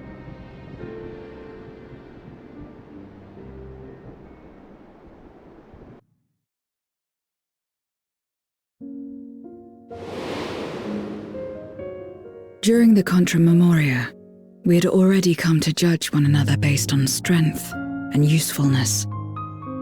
You either used or were used. Those who rejected this rule didn't survive.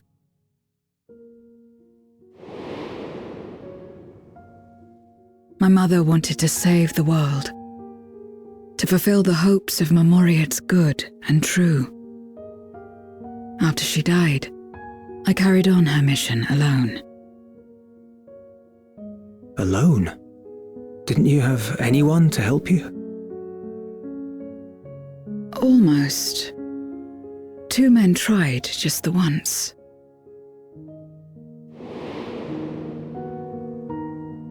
A swordsman and a mage, whom I met when passing through a village.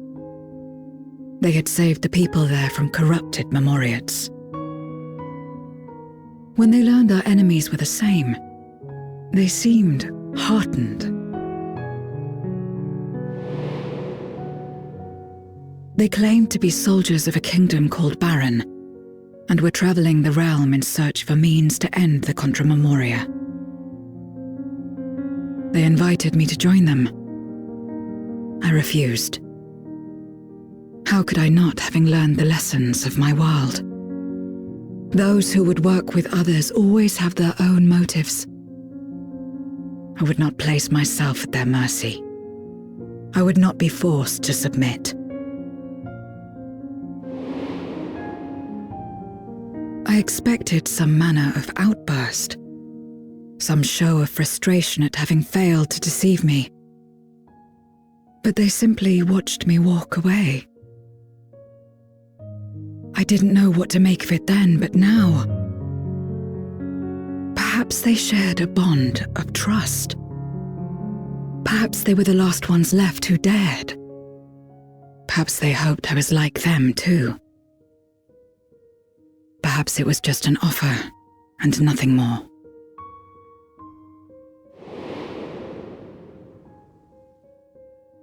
I continued fighting alone, but ultimately I was undone, overwhelmed by enemies that had banded together.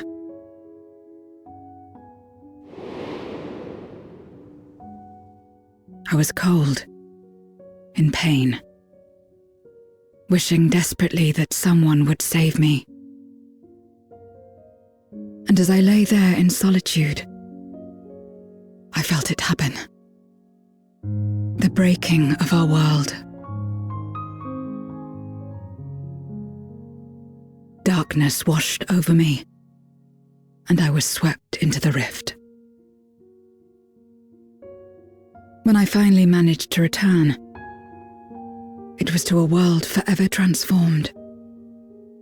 My home, now filled with abominations.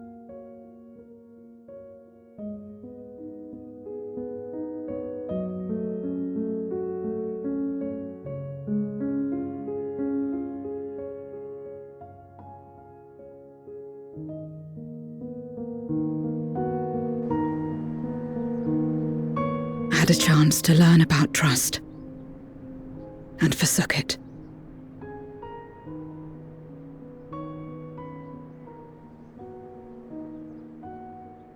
I never had the power to save my home single-handed. I should have accepted their invitation. Had I joined them as I've joined you, I might not have had to face the end of the world alone.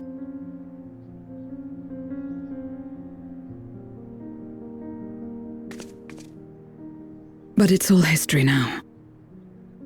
No amount of reflection or regret will change our present reality.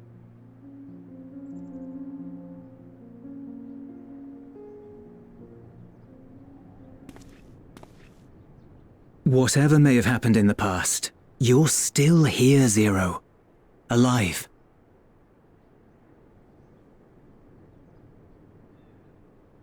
So long as you're alive, there will always be hope, no matter how bad things get. What you couldn't do yesterday, you might still do today.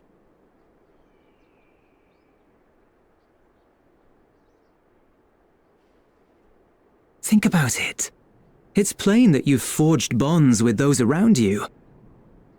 If you didn't feel that in some sense, would you have risked your life as you did for a meager ration of boots?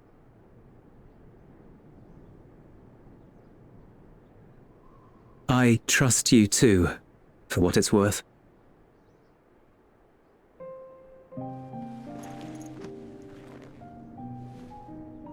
Here it is again.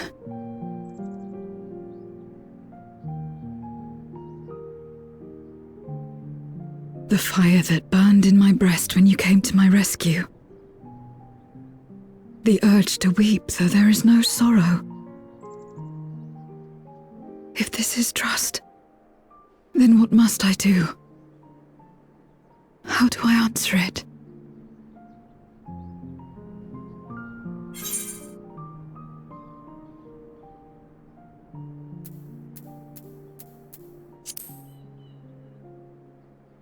Can never go wrong with a good handshake.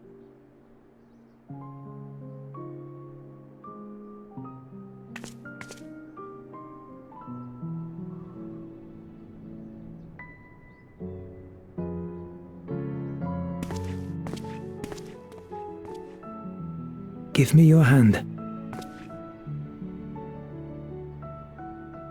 It's not something you do constantly, mind. A friend is a friend regardless. A friend. So that's what it means.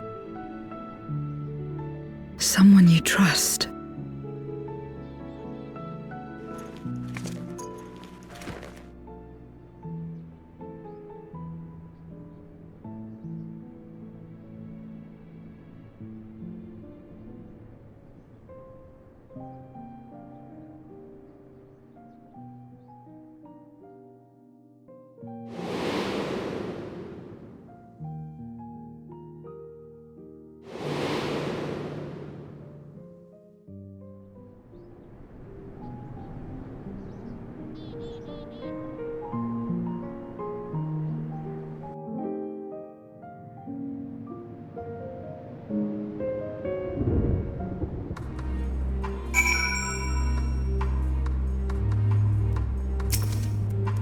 When I first met Zero, I wasn't sure what to make of her forthright to a fault nature. But now I understand she is simply an honest soul to the core. Thank you. I feel at last as though I've found the answers I sought, and I owe it all to you and who'll lose. Right, then. I expect the others have already arrived back at Tertium. We should join them.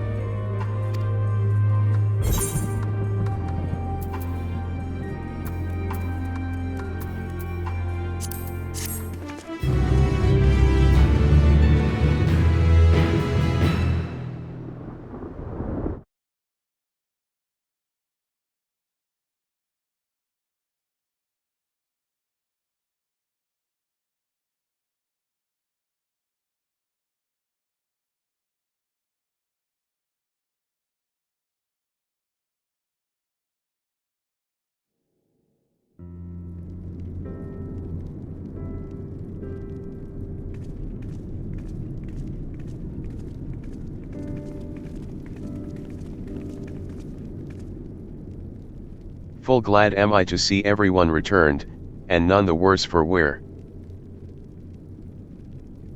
Various representatives of the Garlean community are gathered here this very moment.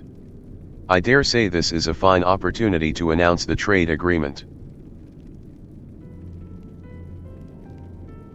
You've read the memorandum, I trust you find the terms acceptable?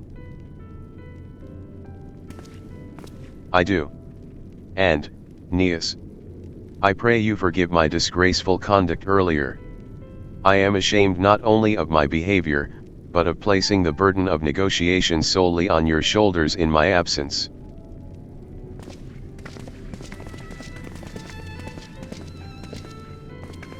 You should know that, when we brought up the subject of the tower's reactivation to the people at Tapper's Den, some reacted quite strongly. Once we explained that it would be to prevent another Void-sent invasion, however, they were more receptive. It's fair to say the recent episode is still fresh in their minds. I tagged along to deliver a supply of ceruleum. Have to say, I didn't expect to see such a large crowd. Even the stuffy Imperials who normally keep to themselves in Senatus are here. Ahem. My friends and countrymen, lend me your ears.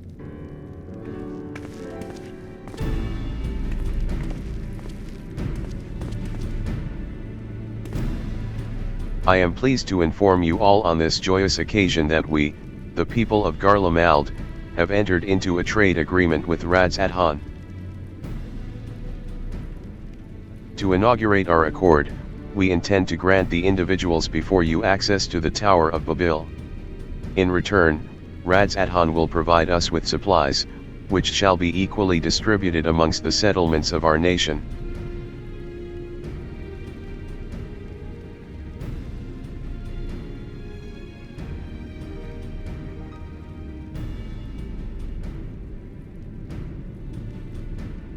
Let me be clear on one point, this is not an act of charity, but trade.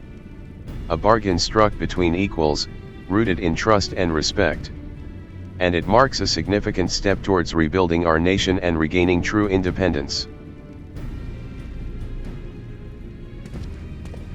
Radz-at-Han holds Garlean technology and ingenuity in the highest esteem.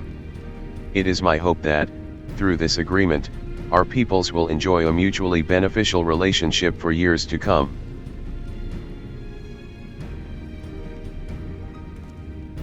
Now then, we bid you gather round to hear the particulars, that you might convey them to those elsewhere.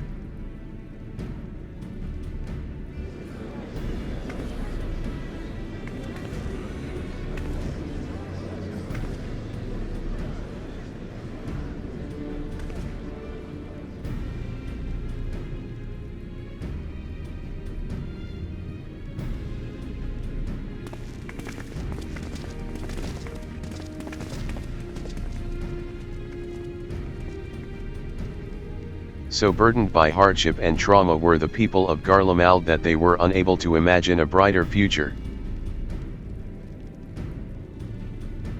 To be recognized as equals, as a nation with something of value to offer to others. That validation alone is enough to rekindle their hope.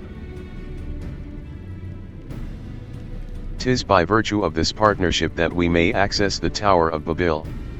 A rather timely development given the ether tank's impending arrival.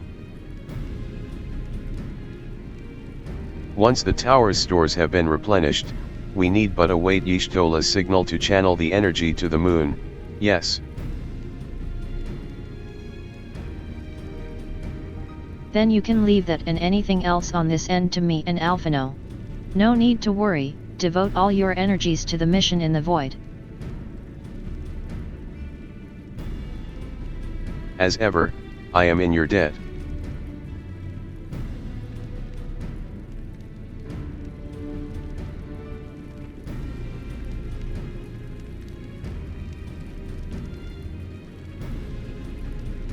You are good friends.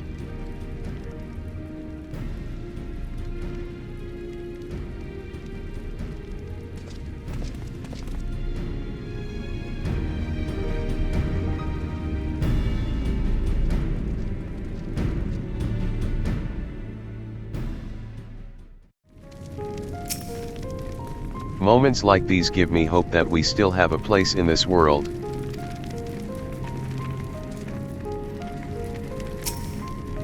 Both Radz-at-Han and Garlemald stand to benefit greatly from this agreement.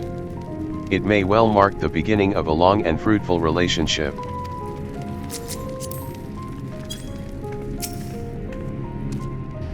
Good friends, eh?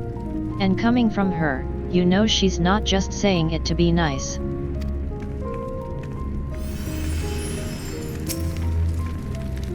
I'm not wrong to call them that, am I? Friends. Garlean technology shall enrich my people's lives and empower them to achieve great new feats. I am particularly eager to see what our alchemists are inspired to create.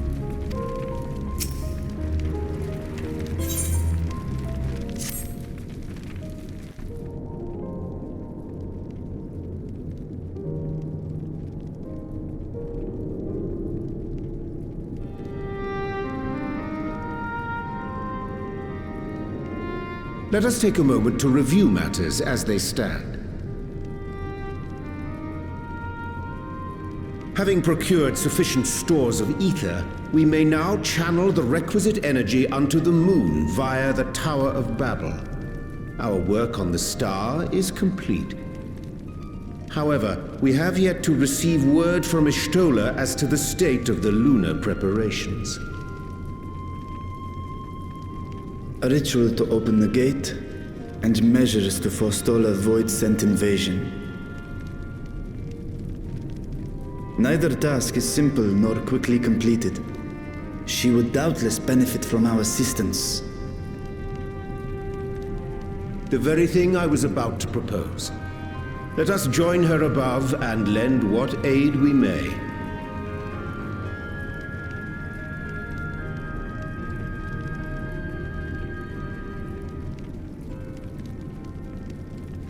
Ere we set forth, however, Y'shtola did bid me relay a message to thee. As thou art well aware, a key objective of our mission is the extraction of thy sister Azdaia from the Void. Held captive for millennia and divested of an eye, she is like to be severely weakened. To make good her escape, she shall require aid. Aid that is best provided by a fellow Great Worm.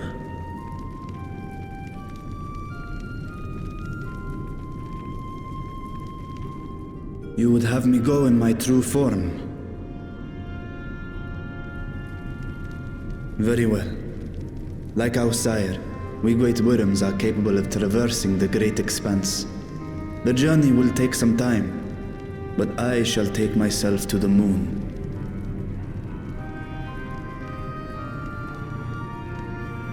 To begin with, I shall return this vessel to Radzadhan, that I may have both my eyes. And until such time as we find Azdaia, I would entrust her eye to your keeping.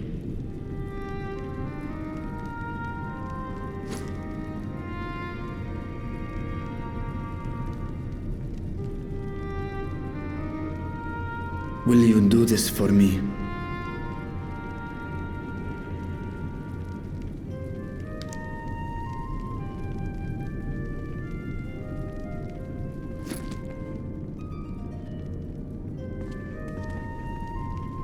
We shall contact you via Link Pearl once all is in place on the moon. You need but follow Ishtola's instructions. Understood. We'll be ready.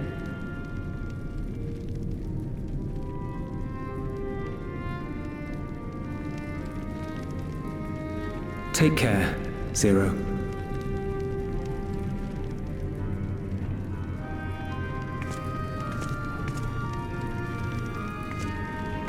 It will be the briefest of homecomings. I'll be back before you know it.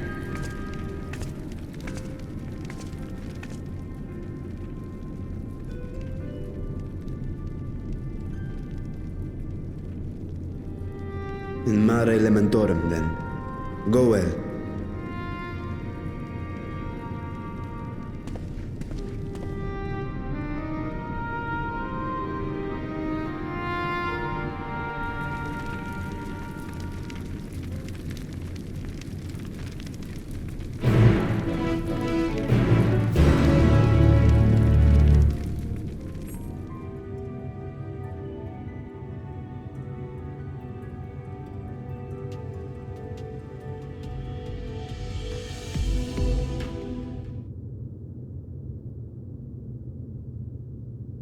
I took the liberty of informing Ishtola of our arrival.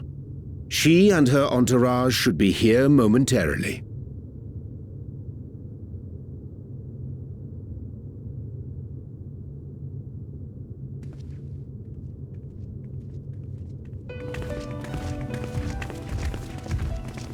Forgive me.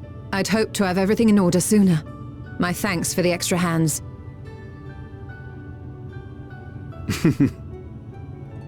Alphino and Alice stand ready at the Tower of Babel. Vritra is also en route. Excellent. You've done well, all of you.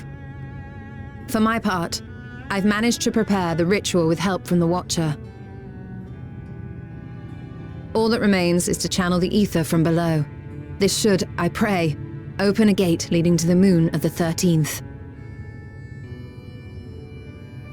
May I just say how excited we are to be a part of this grand undertaking. The development of the artificial Atomos was one thing, but this is an opportunity like no other. Ishtola even managed to get a loan of elegant treatises on voice and summoning from the prized collection of the Sons of Saint Koinak. The Empire's application of etherochemistry in regulating void gates provided us with many a useful insight for our work, let me tell you.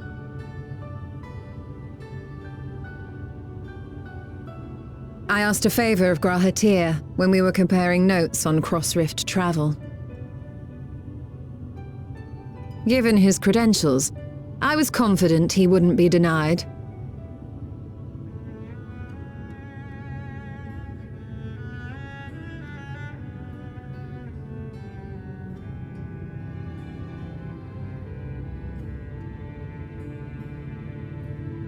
The knowledge of our forebears has brought us far, as has our own. And with our knowledge and resources, we shall construct a void-sent containment seal on a heretofore unseen scale.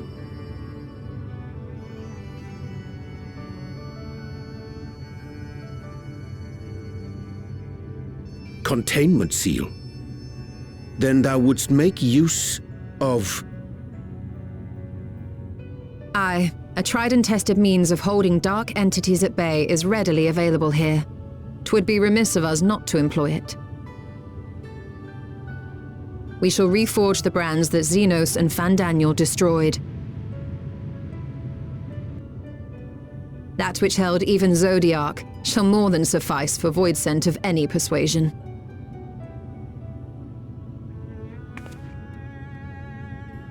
The Watcher is already hard at work, tending to the most critical parts of the brand's restoration.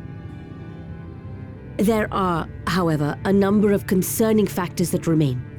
With your help, I'm sure we can resolve them. Time is of the essence, so I suggest we continue this discussion as we make our way to the brands.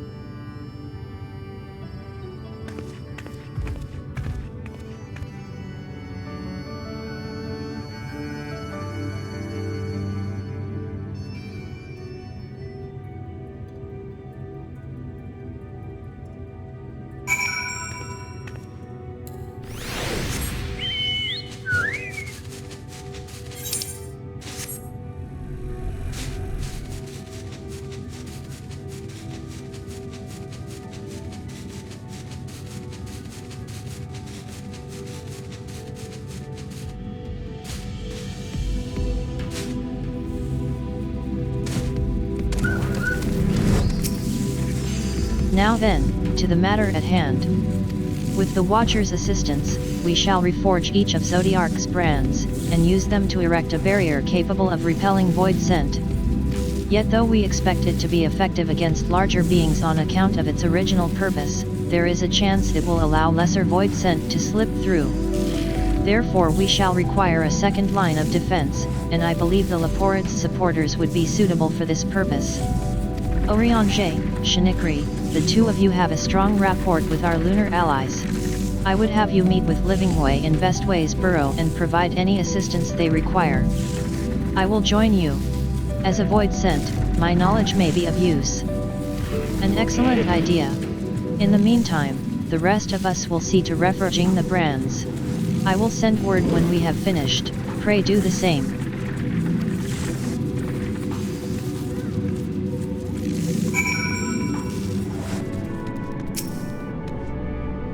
There you are.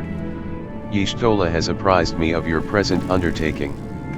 I understand that she wishes to deploy our pride and joy, the veritable carrots of our eye, our unrivaled combat supporters, as a precautionary measure in case this void scent containment seal of hers proves lacking.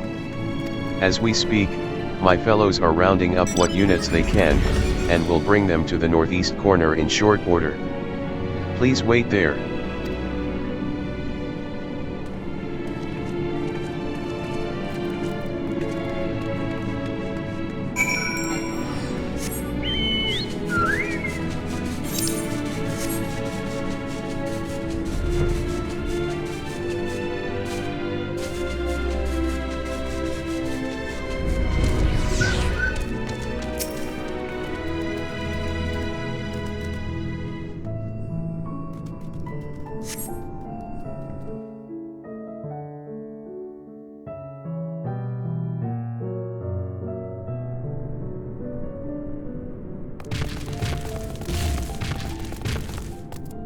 Dreadfully sorry to have kept you all waiting.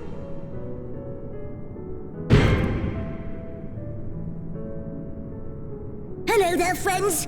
A new person. Heard there was a bit of a rush, so we gathered what combat-ready supporters we had available.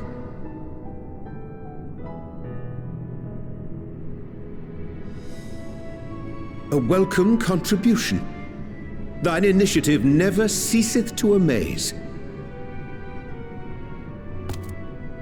Oh, stop! You're making me blush! Though we have fulfilled the purpose given to us by Heidelin, aiding the people of Aetheris remains our greatest joy. So you can count on us, ever and always.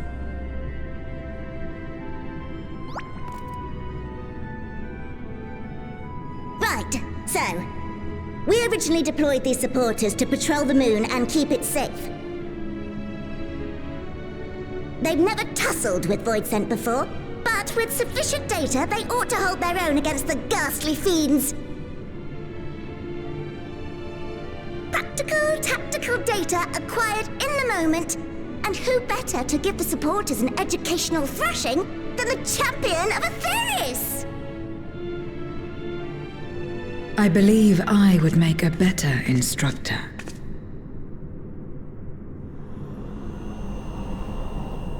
Not only have I fought Voidsent, I am one.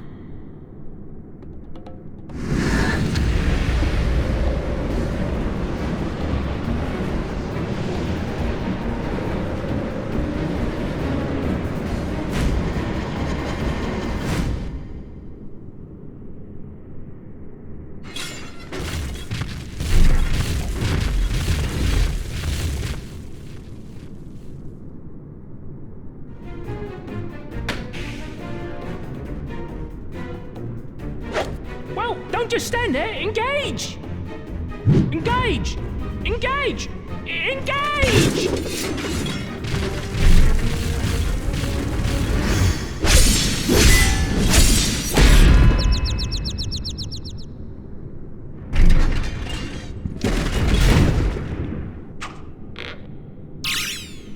That'll do, that'll do!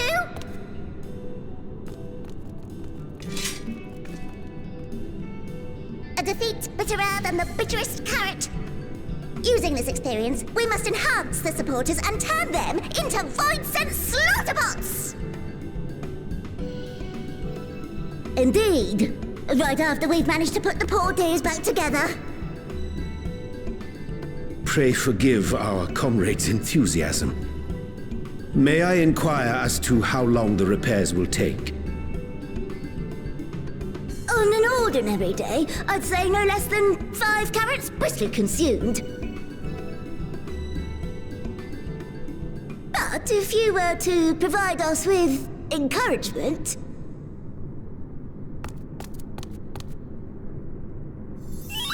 we just might be able to do it in 2.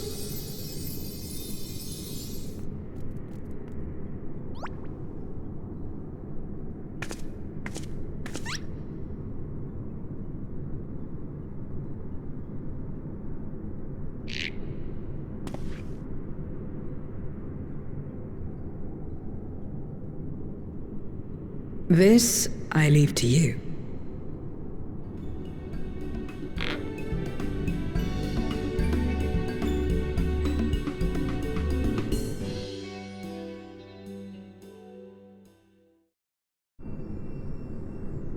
The Laporte's eyes twinkle with anticipation as they await your buoyant exhalation. To wit, they yearn for you to rally their spirits.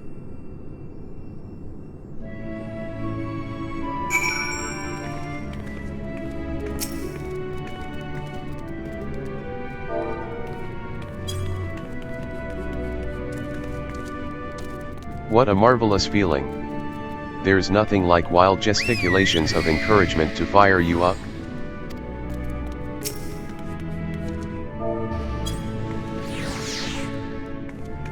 What? Engage, engage. Oh, sorry, I was in the midst of... Forgive me.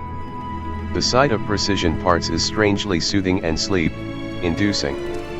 But, I'll try to keep moving. Though I fear my laudations will leave them wanting, I shall do mine utmost to rally the Laportes. I wonder if these creatures also once existed on the Void's moon. But even if they did, they must all be Voidsent by now.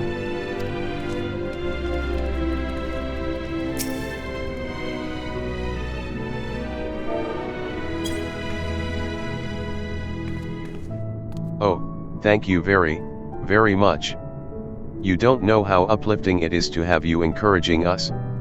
I mean, showing us the proper technique so we may keep our supporters operating at peak efficiency.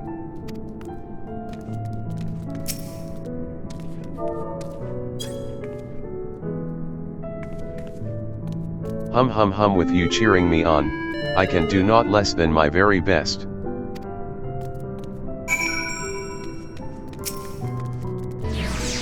My, everyone is in high spirits indeed. Thanks to your encouragement, we'll have the supporters up and running again in no time at all. Pray attend to your remaining busy work, and leave the deployment of our new and improved Void-Sent Slaughterbots to us.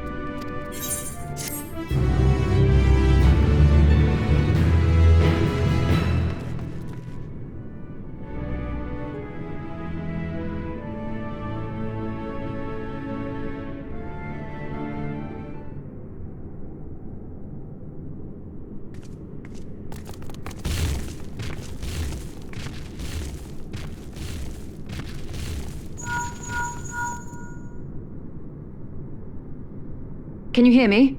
We've just finished restoring the brands. Let us reconvene once you've finished tending to matters there. The culmination of our efforts is nigh.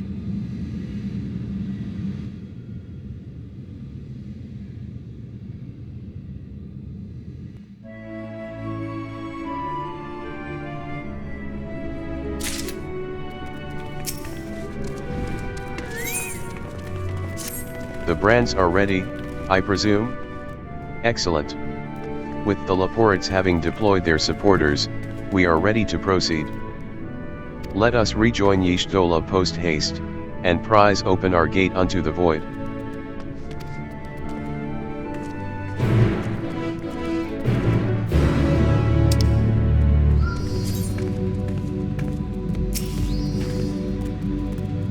My thanks for seeing to the supporters.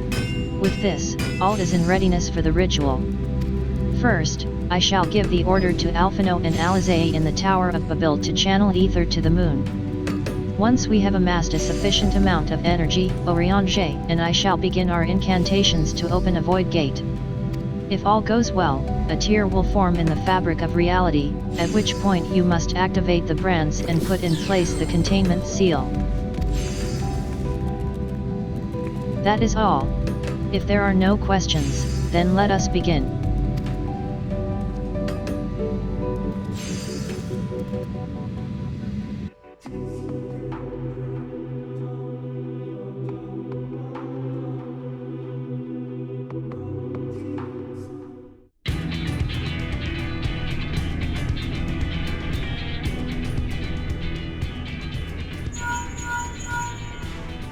Apologies for the wait.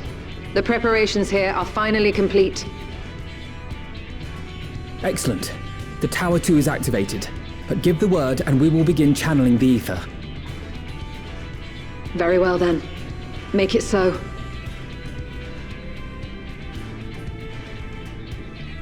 The moment of truth.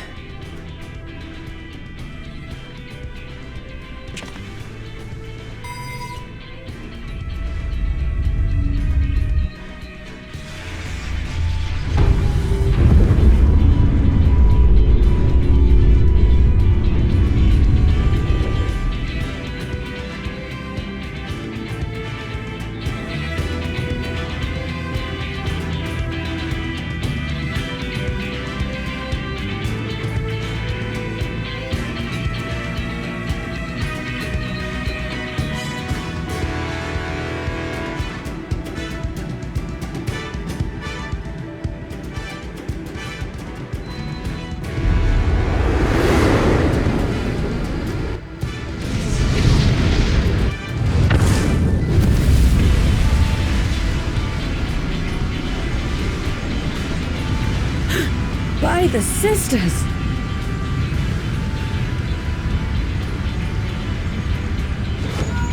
Oriange, commence your invocations. 'Tis time to open our gate.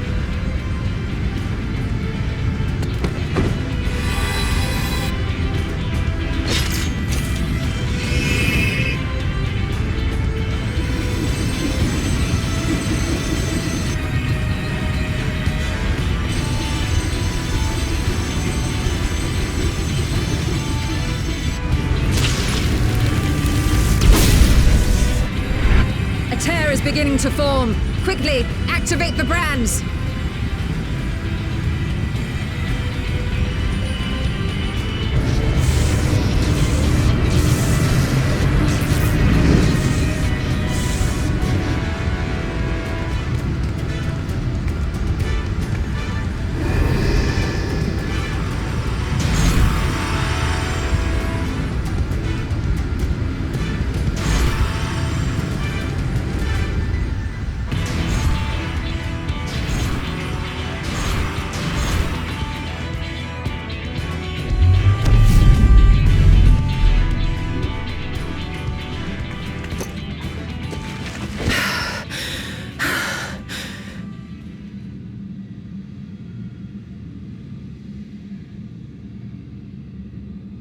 Success. The gate is open, and the seal appears to be in place. Let's see how well it holds.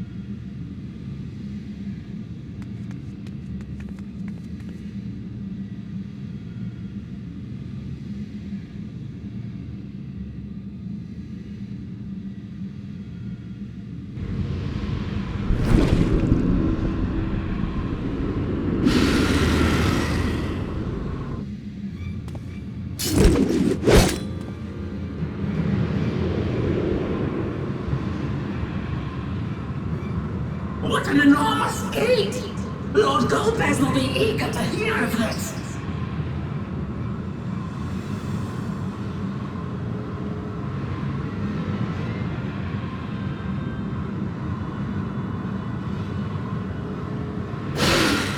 So this is the promised land. The land of boundless ether.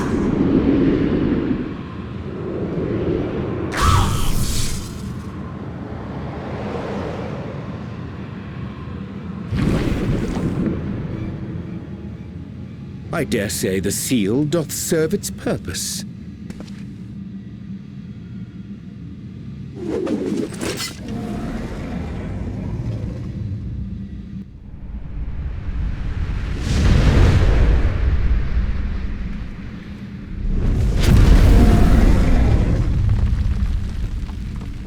I see all proceedeth apace.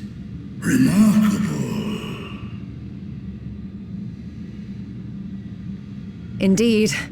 Just this moment, a void scent emerged from the gate, by which we may safely assume it leads to the 13th. It's incredible, Ishtola. Truly incredible. Oh, what an honor it is to have been part of this historic achievement. A part is an understatement. None of this would have been possible without you and yours. Our success has also served to solidify our understanding of cross-rift travel. The Ascians rejoined reflections to the source by instigating elemental imbalances. These imbalances weakened the barrier between realities, causing the ether of a reflection to flood the source. But why is it that reflections are predisposed to rejoin the source? Why have they never merged with one another? Thou art suggesting there is a unique property inherent to the source, one responsible for such an outcome. I am. 'Tis my conclusion that, as the point of origin for the reflections, the source has an innate pull over them. Hydaelyn, I believe, sought to suppress that pull, which is why she was created with the power of light, of stasis.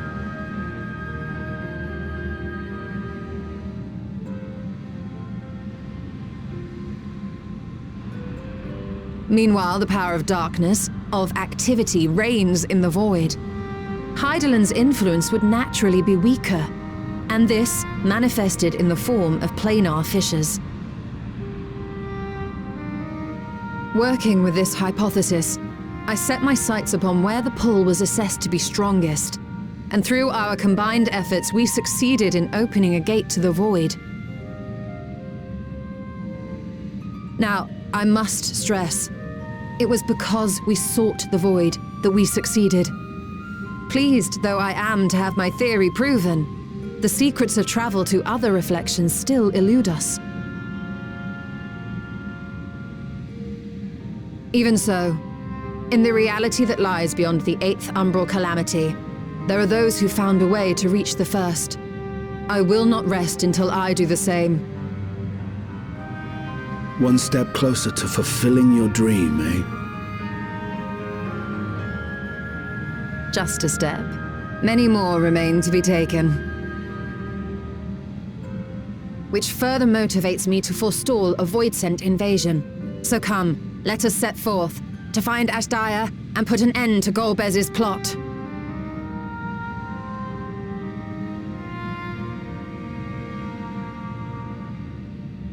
Climb upon my back. I shall take us to the gate.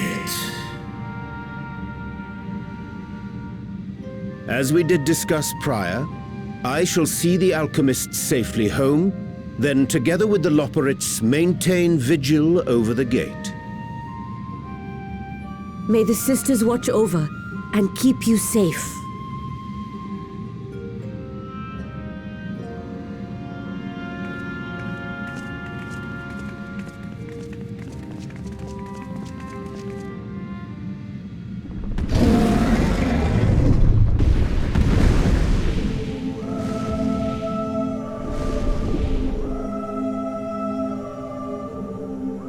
Into the void once more.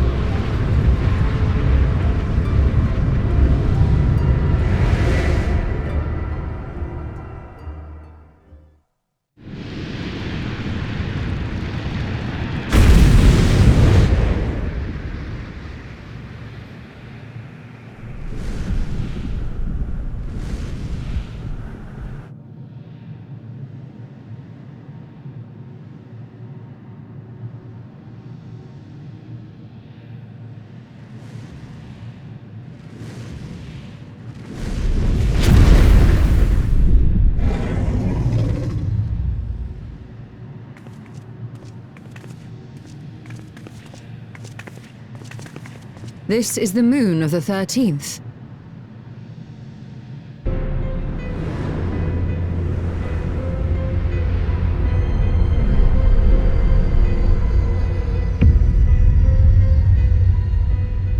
It is. Ever since the flood, it has been a sanguinary orb in the sky. No void scent. A rather more subdued reception than I had anticipated.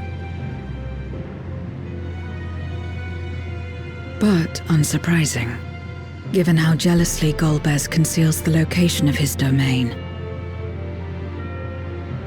Still, we must remain on guard. One of his minions came through the gate, after all, and more may lie in wait.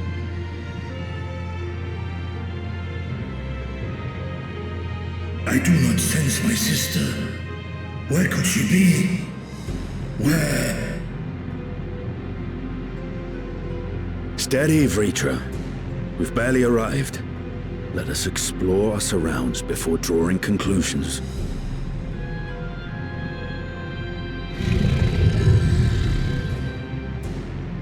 Yes, thou art right.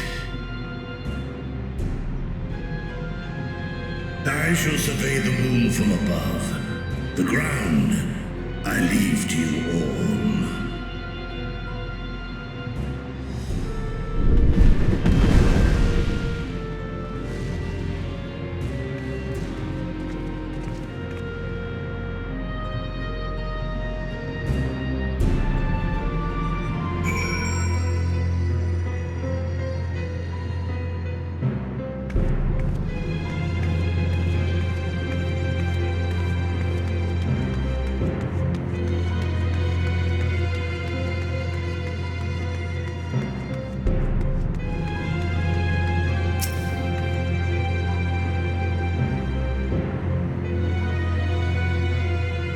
The surface of the moon is a grim shade of crimson. A consequence of the flood of darkness, perhaps.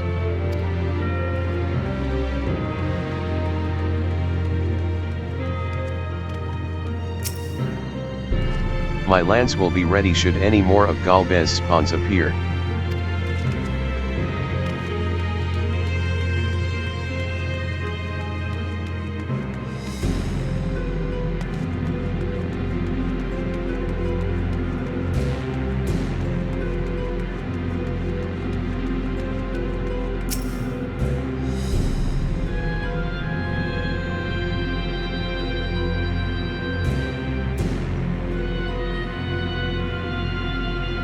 No matter how you strain your eyes, you spy no signs of life. In all directions extends a desolate waste without end.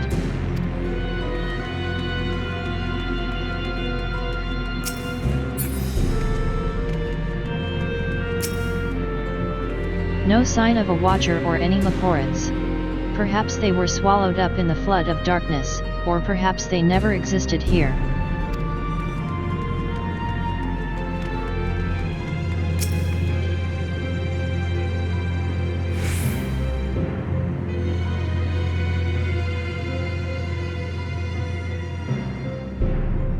You hold your breath in an attempt to catch the faintest noise. Save for the sounds of your comrades, there is nothing. So far, you have failed to find any clues as to Azdaj's whereabouts. Perhaps Zero has noticed something you missed.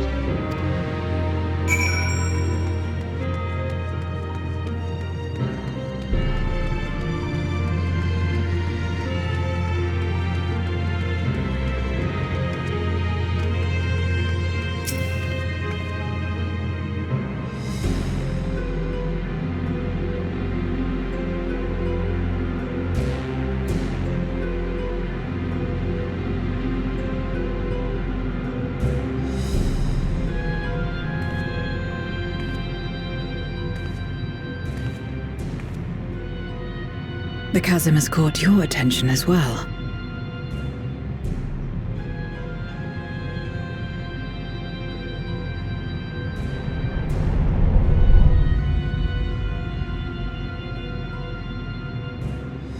There's some manner of structure below. Worth a look, wouldn't you say?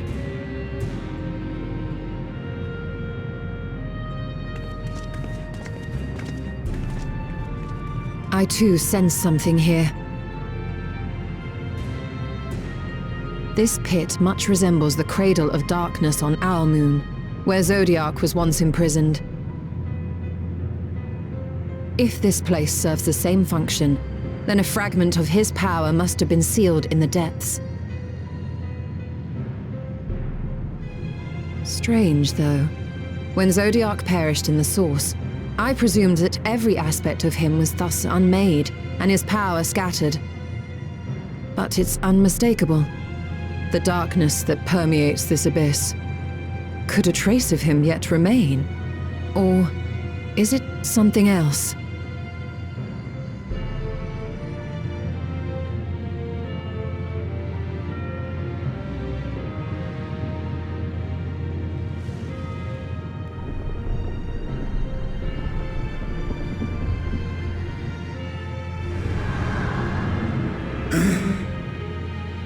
I hear thee, sister. I hear thee.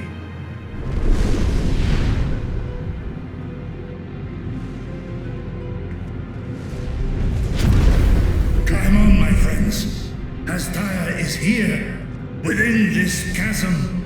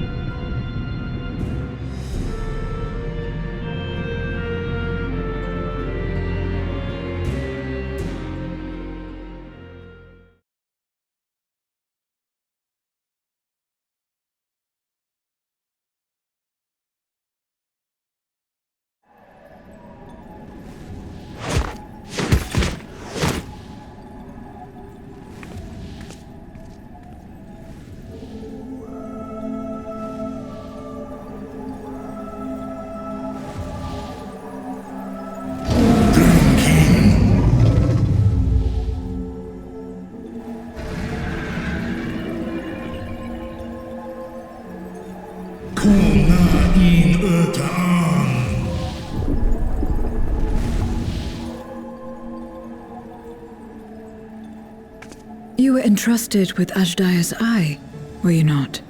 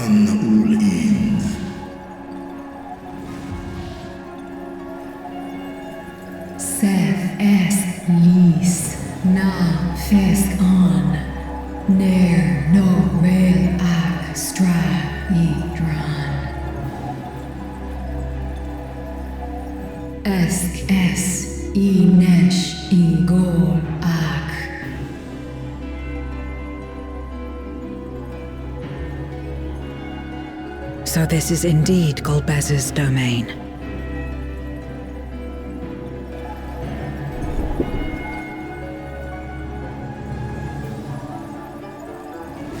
Kies Arn in Es fin ud in ein an in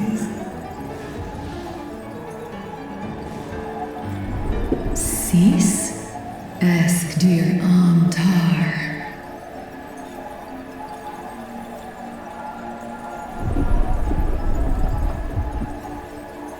For war Meradarn I Alan An Les I El Kol An Zdis Sorn I Rum Snar Tiamat An Kai Ros An Ke Ul Ke Darn Morn Dis An Kai An Na Stra An Nartal King in eyes Athan Endran Esktai An I'll call es in Hes Udlar An Eskles Udan Ses Razat Han Luan Snoson An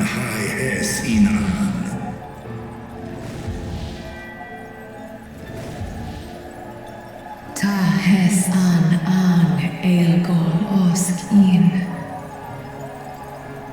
Ses kidir in an kasta an. Sta in es katao tai an. Es an stra in sorn.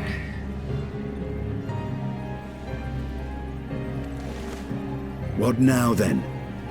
Does this great worm intend to remain a captive meal for all eternity, not daring to test her chains?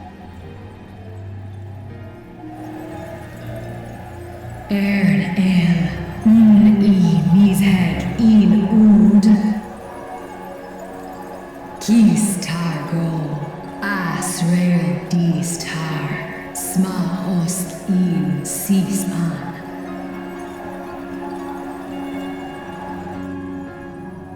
Now there's a start. So, what can you tell us? Asif tar nogol in. Do es inesh igol sorn. Ka son mo go. Skom les sao an. Som du orta sis.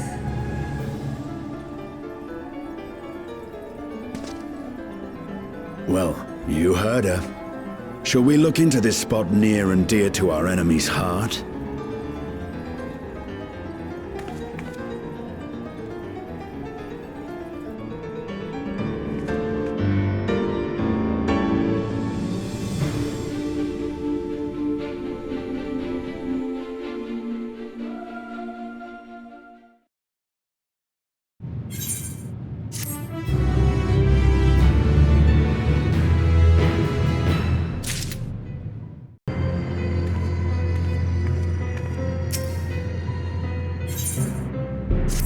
The others have already begun searching for clues.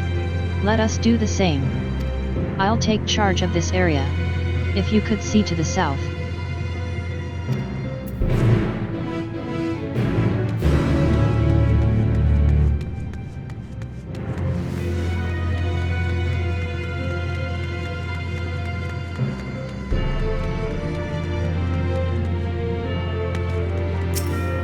I have only performed a cursory search, but I doubt there is anything of note further west. Perhaps you could try looking to the southeast.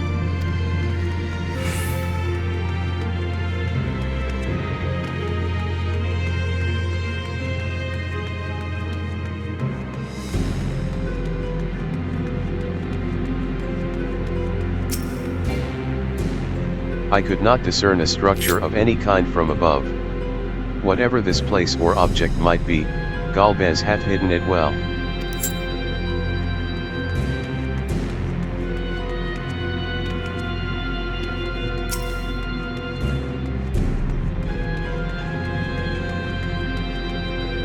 A glint from beneath the rock catches your eye.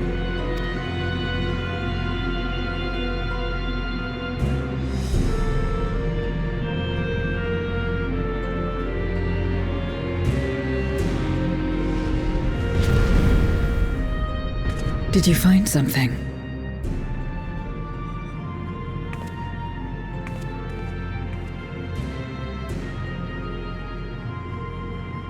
A memoria. But whose?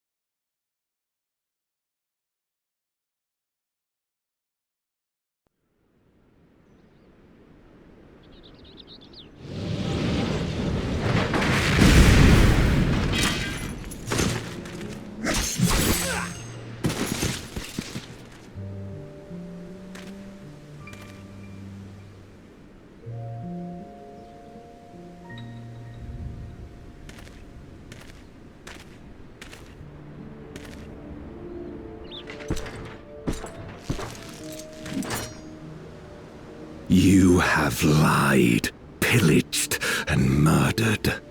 Have you anything to say in your defense?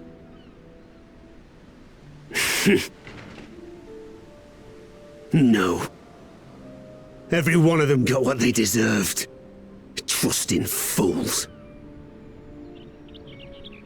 Like you would-be heroes. Aye. You do well to keep a close eye on each other. It always ends the same way. A knife in the back. And better to have the handle towards your hand. You'll see! Oh, yes. You will.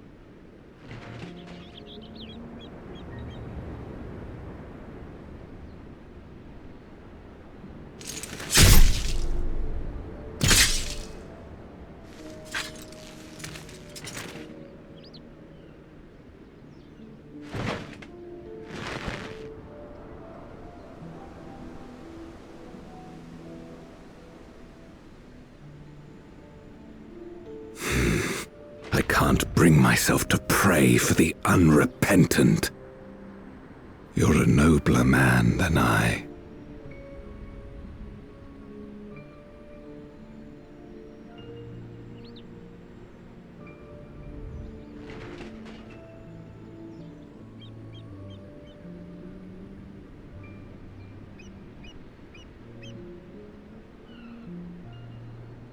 Victims of the Contra Memoria, then.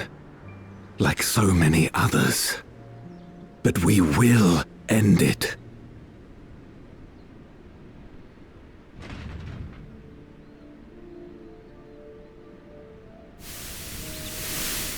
Thank you. I shudder to imagine what might have happened if you hadn't dealt with the Dark Ones.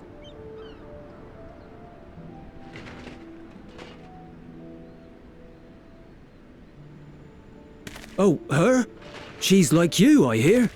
Hunts Memoriats taken by darkness. Well, well. A kindred spirit. Perhaps we will finally have a new comrade.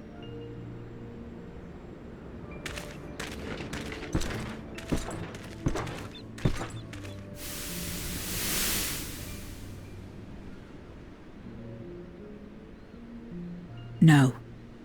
I've no interest in working with others. Much less someone who looks as suspicious as you.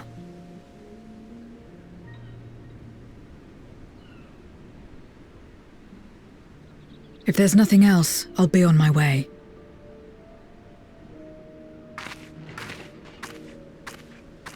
Even when we share the same goal, we can't overcome the mistrust. Such is the way of things, the wisdom of our era.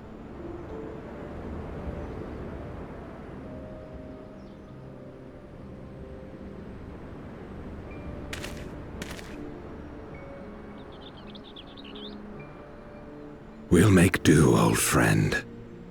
We have accomplished much already, and another person may well have been more of a hindrance than help.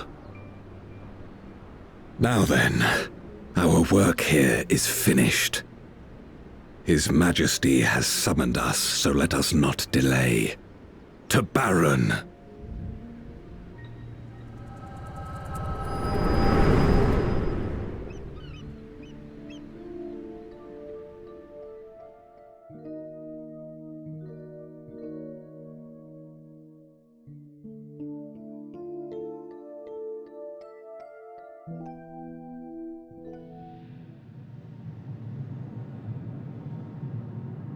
Had another vision of the past, did you? That, and you were in the memory as well. What? I was in it.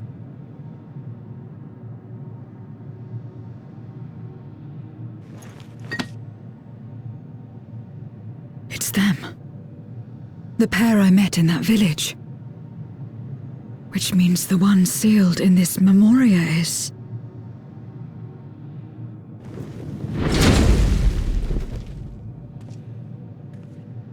So, you have come. You who would oppose our crusade.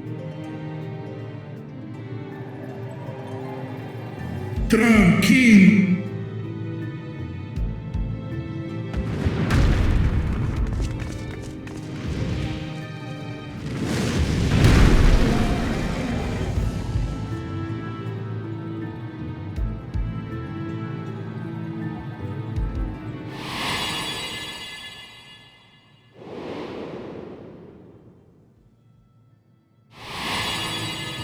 You.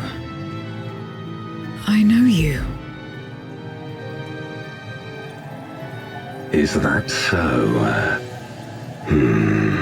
From the world before, I dare say. 'Tis impressive enough that you have managed to retain your mortal form, but to remember your past besides. But that is of no moment. You are the Memoriat who vanquished my minions, correct? And what if I am?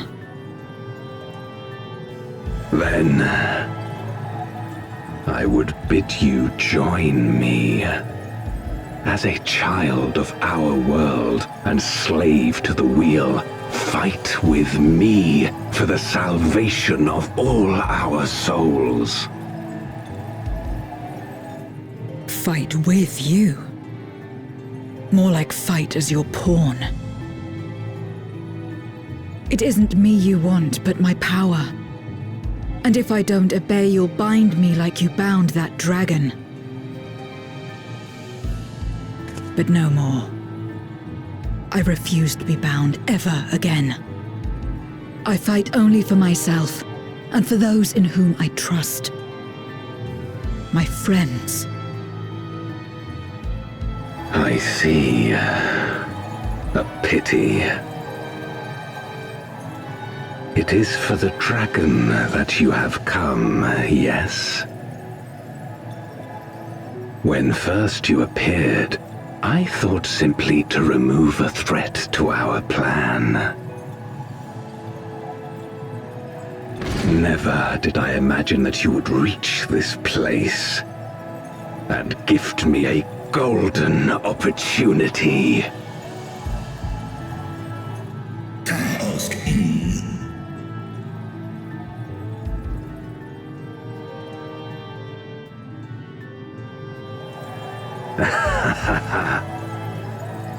Long as it has been imprisoned, this dragon has grown feeble and weak, its spirit extinguished. Your coming has served to rekindle her forgotten hope. Her yearning to be free, to return home. That is the key to our deliverance.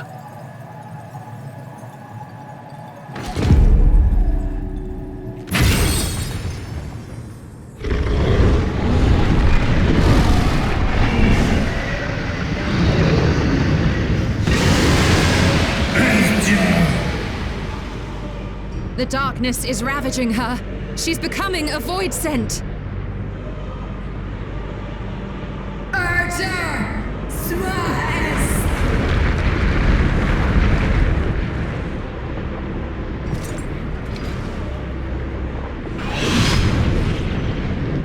Rise, O Shadow Dragon, and obey!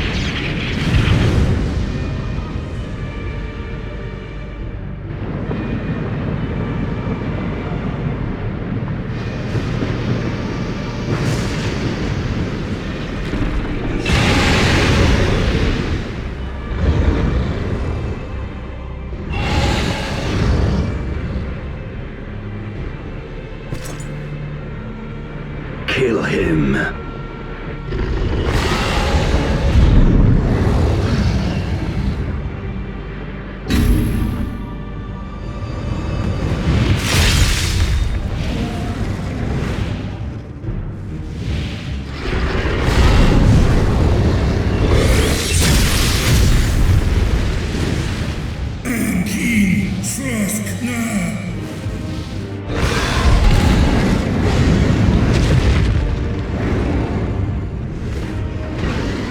Damn you!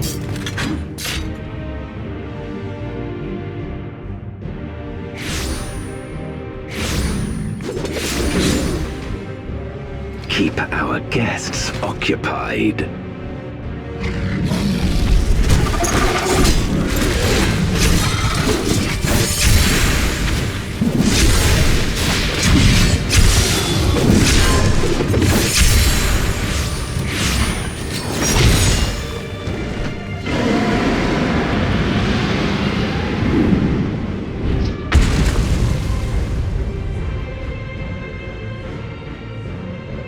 Save her, I beg thee. Save my sister.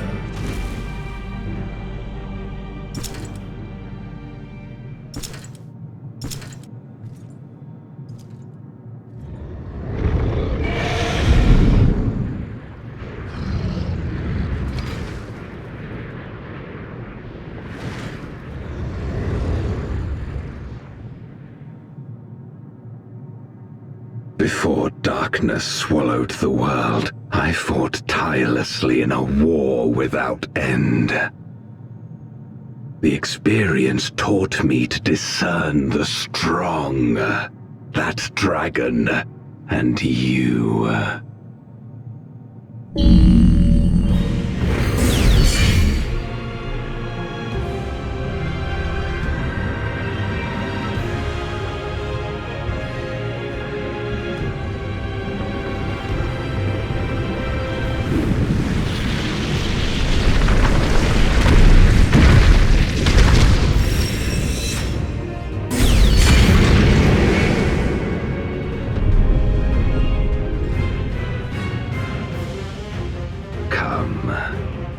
Face me.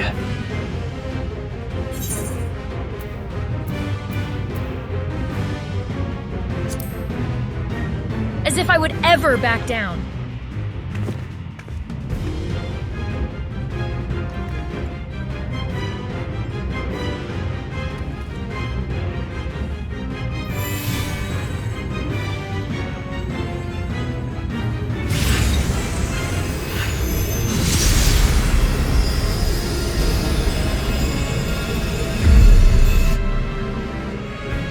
Accursed light.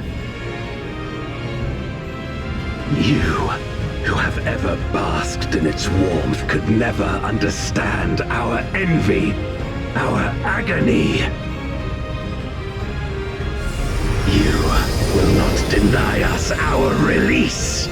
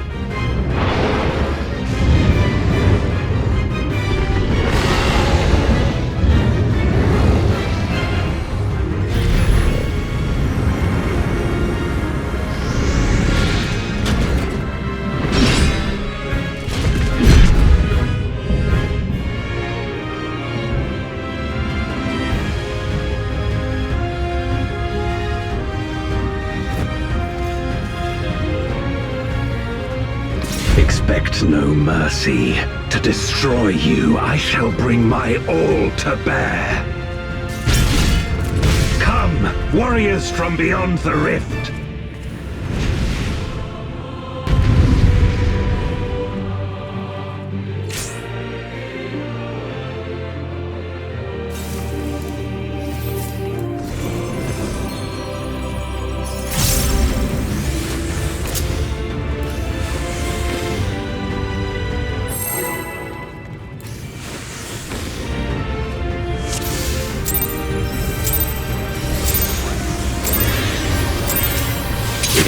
Oppose our crusade, then come.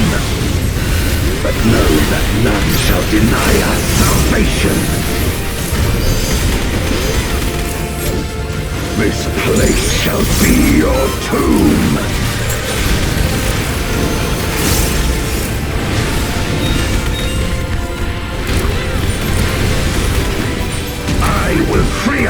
the wheel!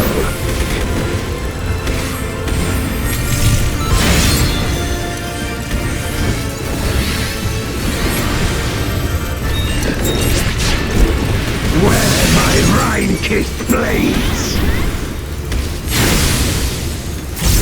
I will suffer no obstacles!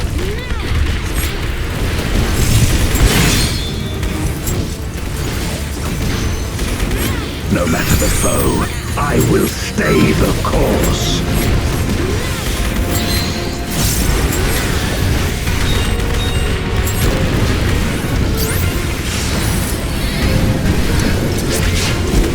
Let lightning surge!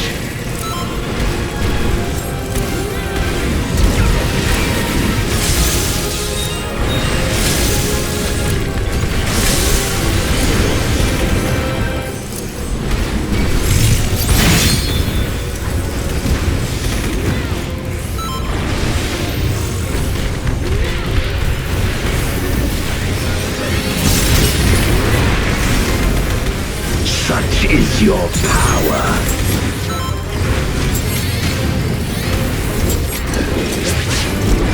Come forth, my servant of shadow. With abyssal dark and hero's blade, I bring my people liberation.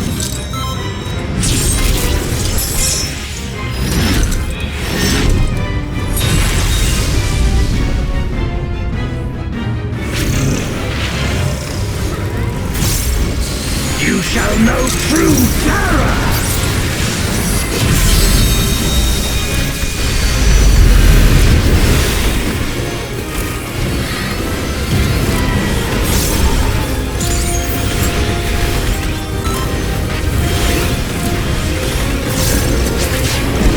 Dragon, hear me and obey!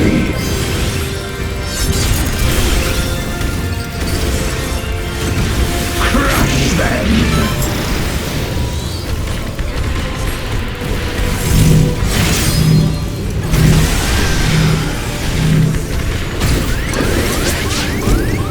Bathe them in black flame!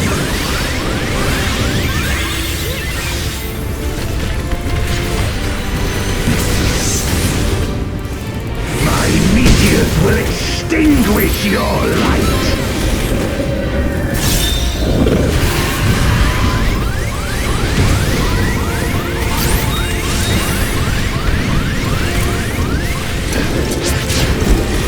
A raging gale to rend you asunder!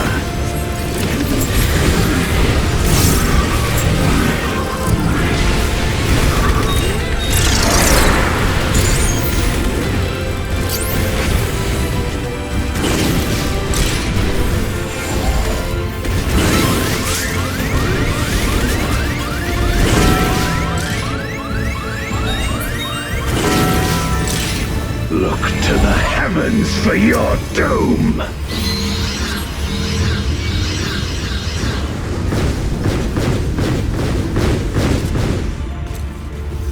You wretch!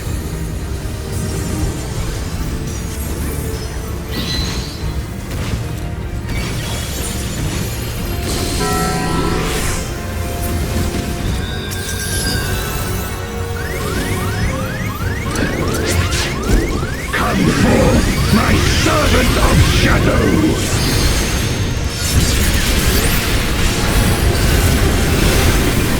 Let lightning surge!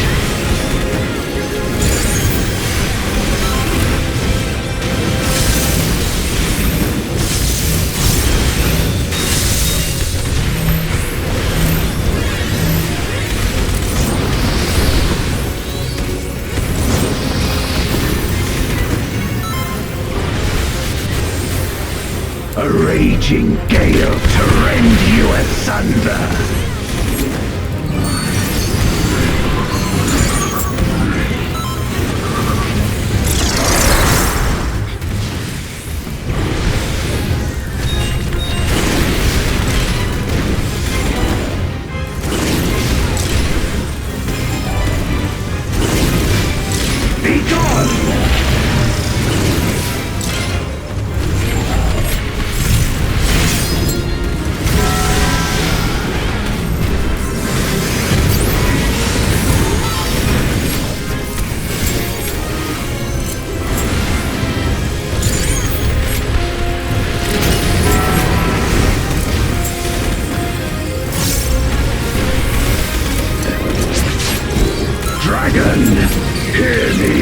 obey.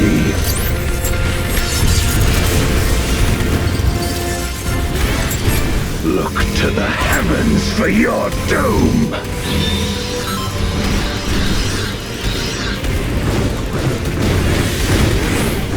Wear my rime-kissed blades!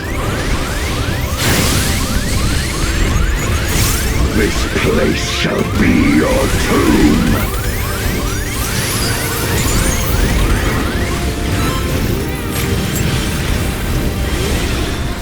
Crush them!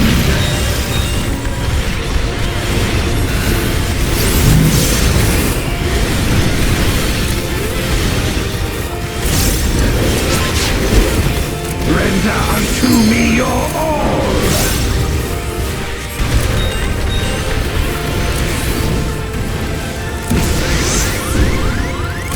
My meteors will extinguish your light!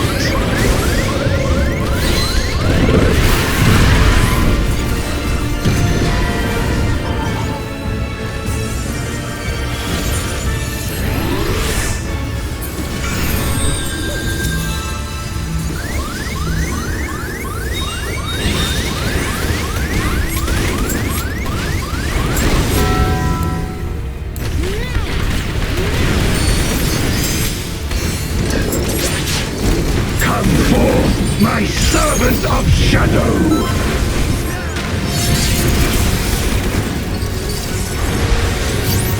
Let lightning surge!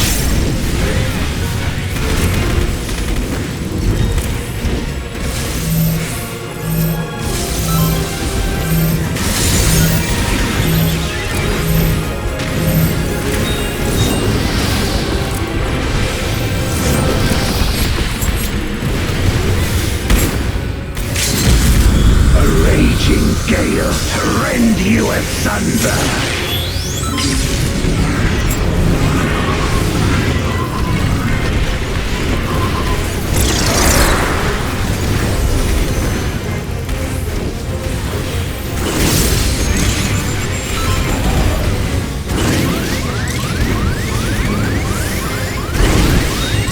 Be gone!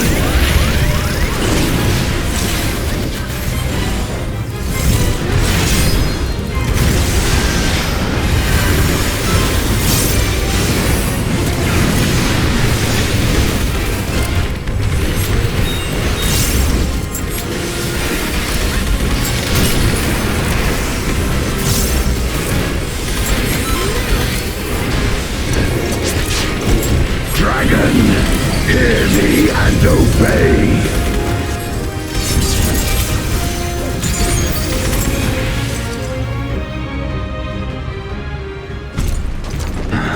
My power.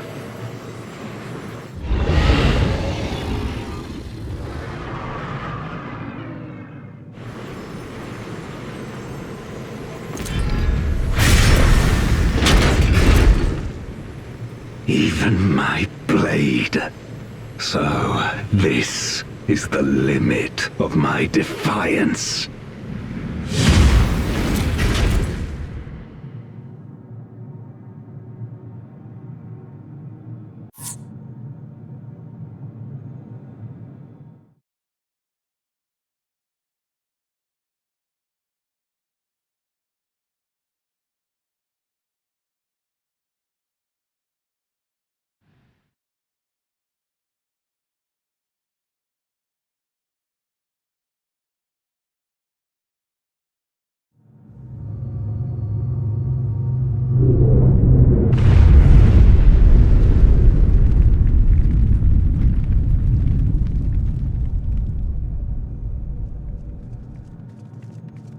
Are you all right?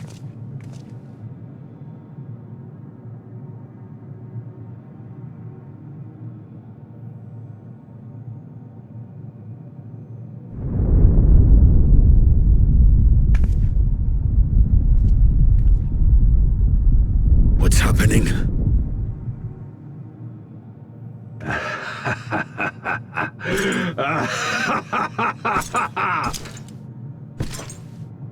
At last, the moment is at hand. You may have bested me, but not quickly enough. Too late will you look to the chasm. You've won the battle, but I win the war!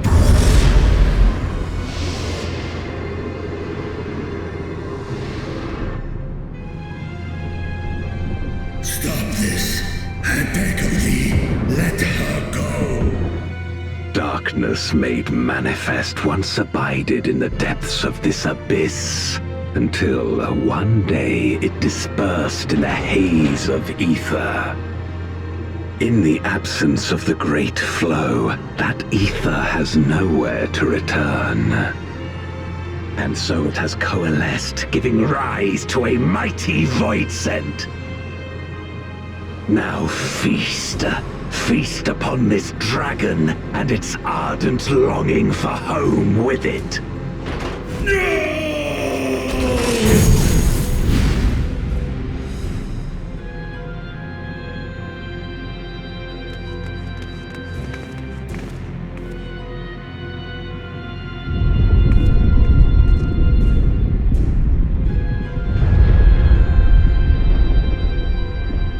From the convergence of ancient and newborn, an entity without equal shall emerge, one who shall tear down the barrier between worlds. Upon you, who shall deliver us from eternal damnation, I bestow the name of a hero of Eld.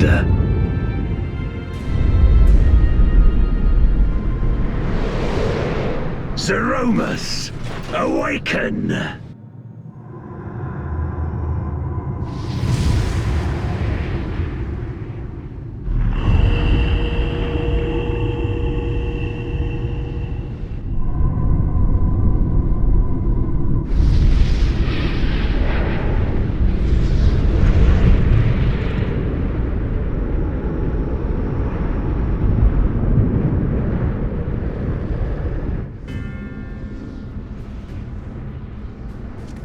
No matter how powerful, a voidsent can be sealed in Memoria.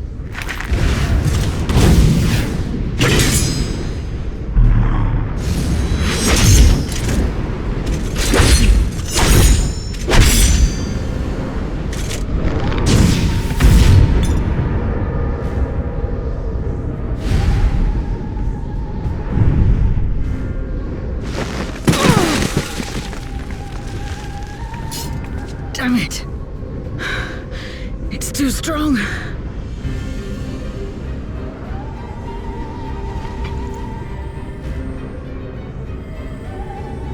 Our warding scales may not hold. Not against a voidsent born of Zodiac's ether.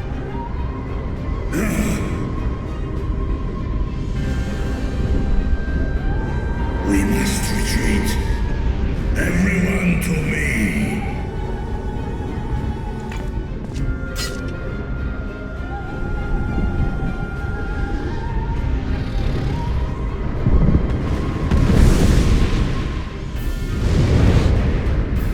Or King, Test na in an.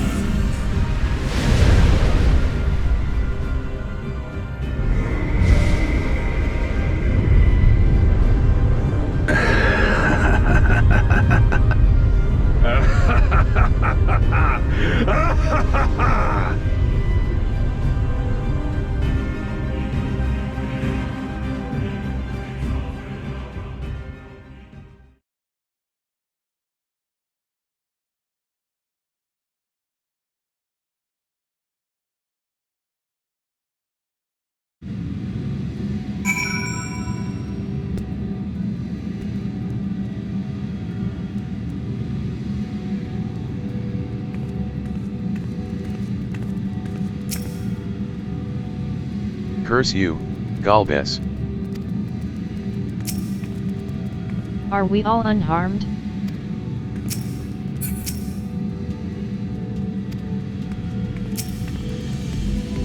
We made it back safely, at least.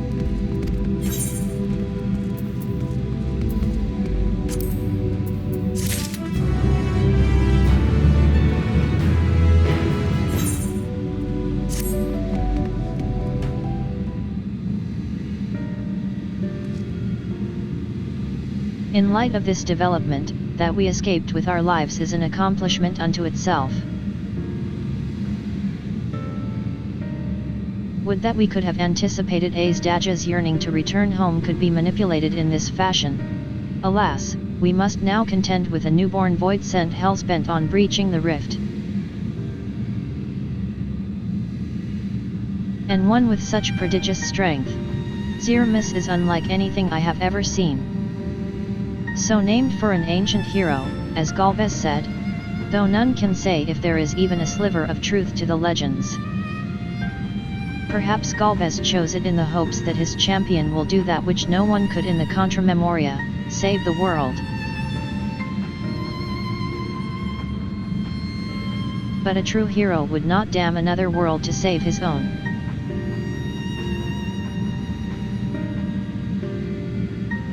And we're not about to let that happen, but regardless, we need to regroup. Loath though I am to admit it, we are in no state to face a void sent of Zermist's might. Vitra not least of all, in body and mind both. For now, let us return to Rads-at-Han and take stock of the situation. Very well. Shinikri, might I trouble you to head to Bestway's burrow and apprise Oriange of the situation? The rest of us shall tend Vitra's wounds before returning to Rads-at-Han. Pray join us there anon.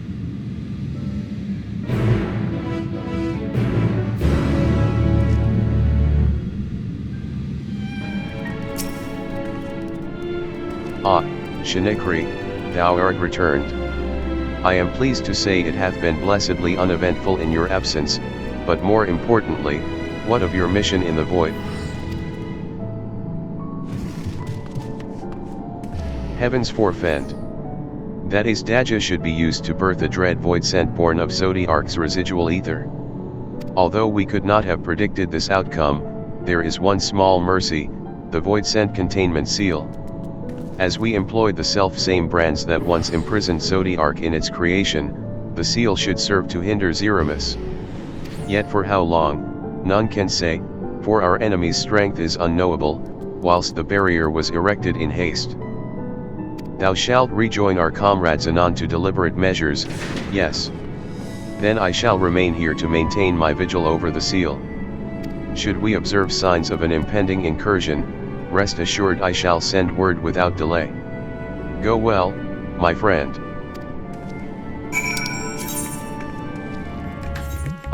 Mistress Shinikri, we have been expecting you. When the satrap and your comrades returned earlier, I couldn't help but notice that they were in low spirits. I hope it is nothing too serious. But forgive me, you must be eager to join them. If you would follow me.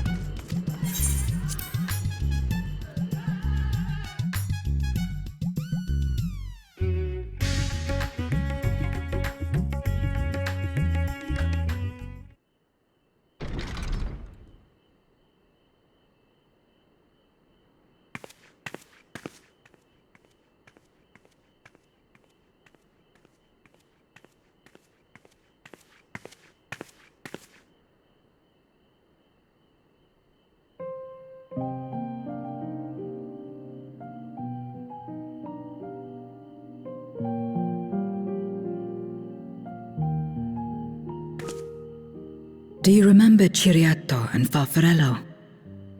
The cowardly pair of voidsent that dwelled in my domain?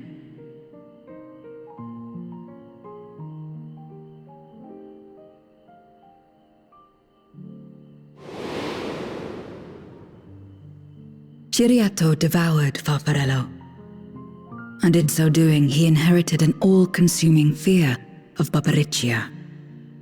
For as you know, when a voidsent is devoured, it doesn't simply cease to be. Its soul persists within the devourer. And when a voidsent dies, all the souls that harbored may break free to become individual entities once more.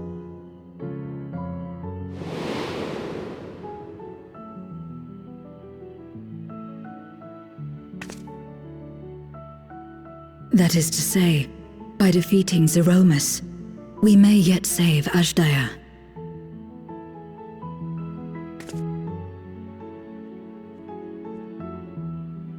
And to make certain that we do, we must remind her of who she is. When the time comes, you must call to her. Call with all your being.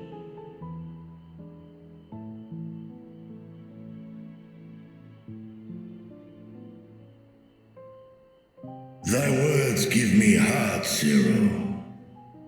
Thou hast my gratitude.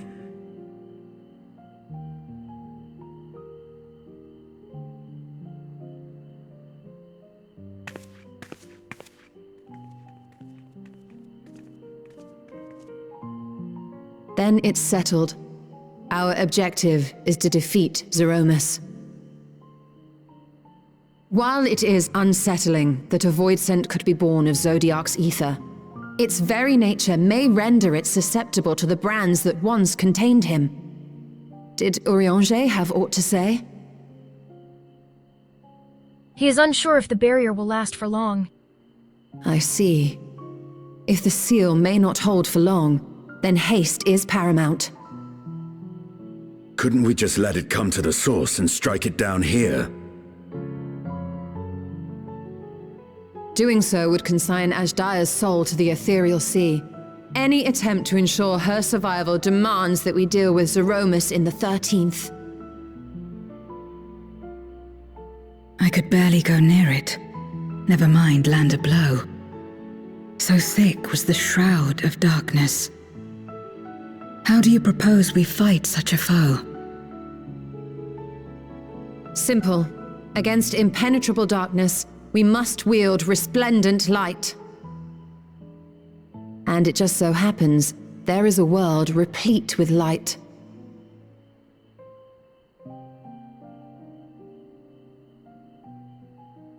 The question of how we will harness that light, you may leave to me. With our recent discoveries and proven techniques, as well as the aid of comrades near and far, I have faith that we will find a way. But only if I begin my work at once. Rest up while you can, for there will be much to do when I return.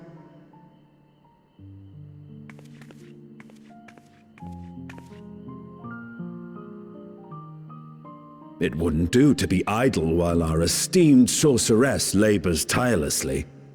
I shall be training if you have need of me. Wait.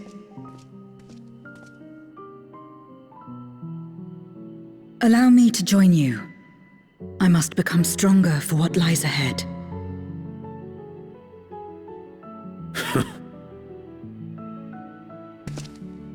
Fine by me. Come on then.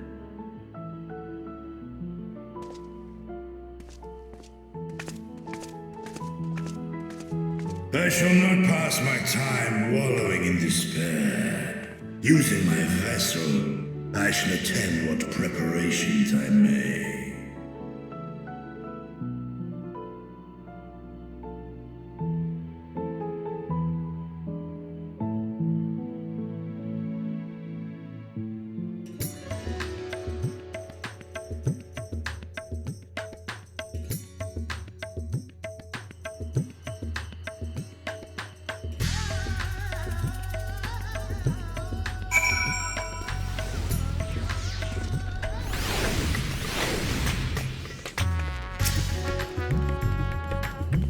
Azdaja is my sister, and long have I dreamed of saving her.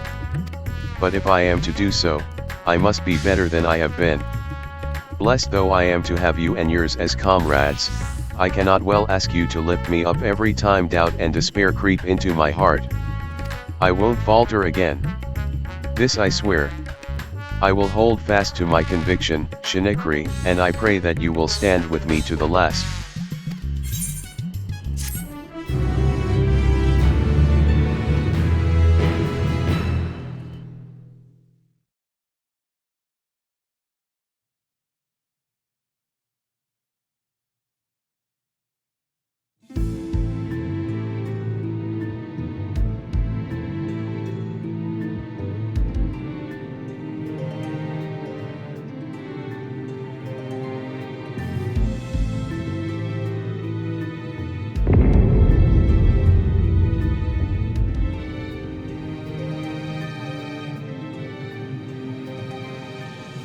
Zeromus is risen, but not yet at full strength. It will take time before the fiend is able to breach the veil. But what is another moment on this long journey I have endured?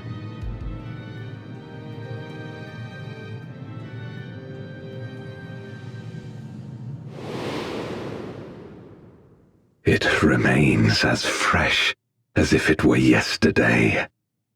Old friend, the memory of your passing and the pain.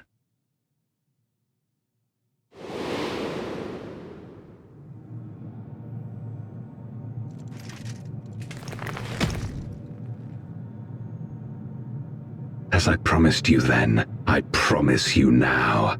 They shall sing of Golbez, the hero who shattered the wheel and brought salvation to the world.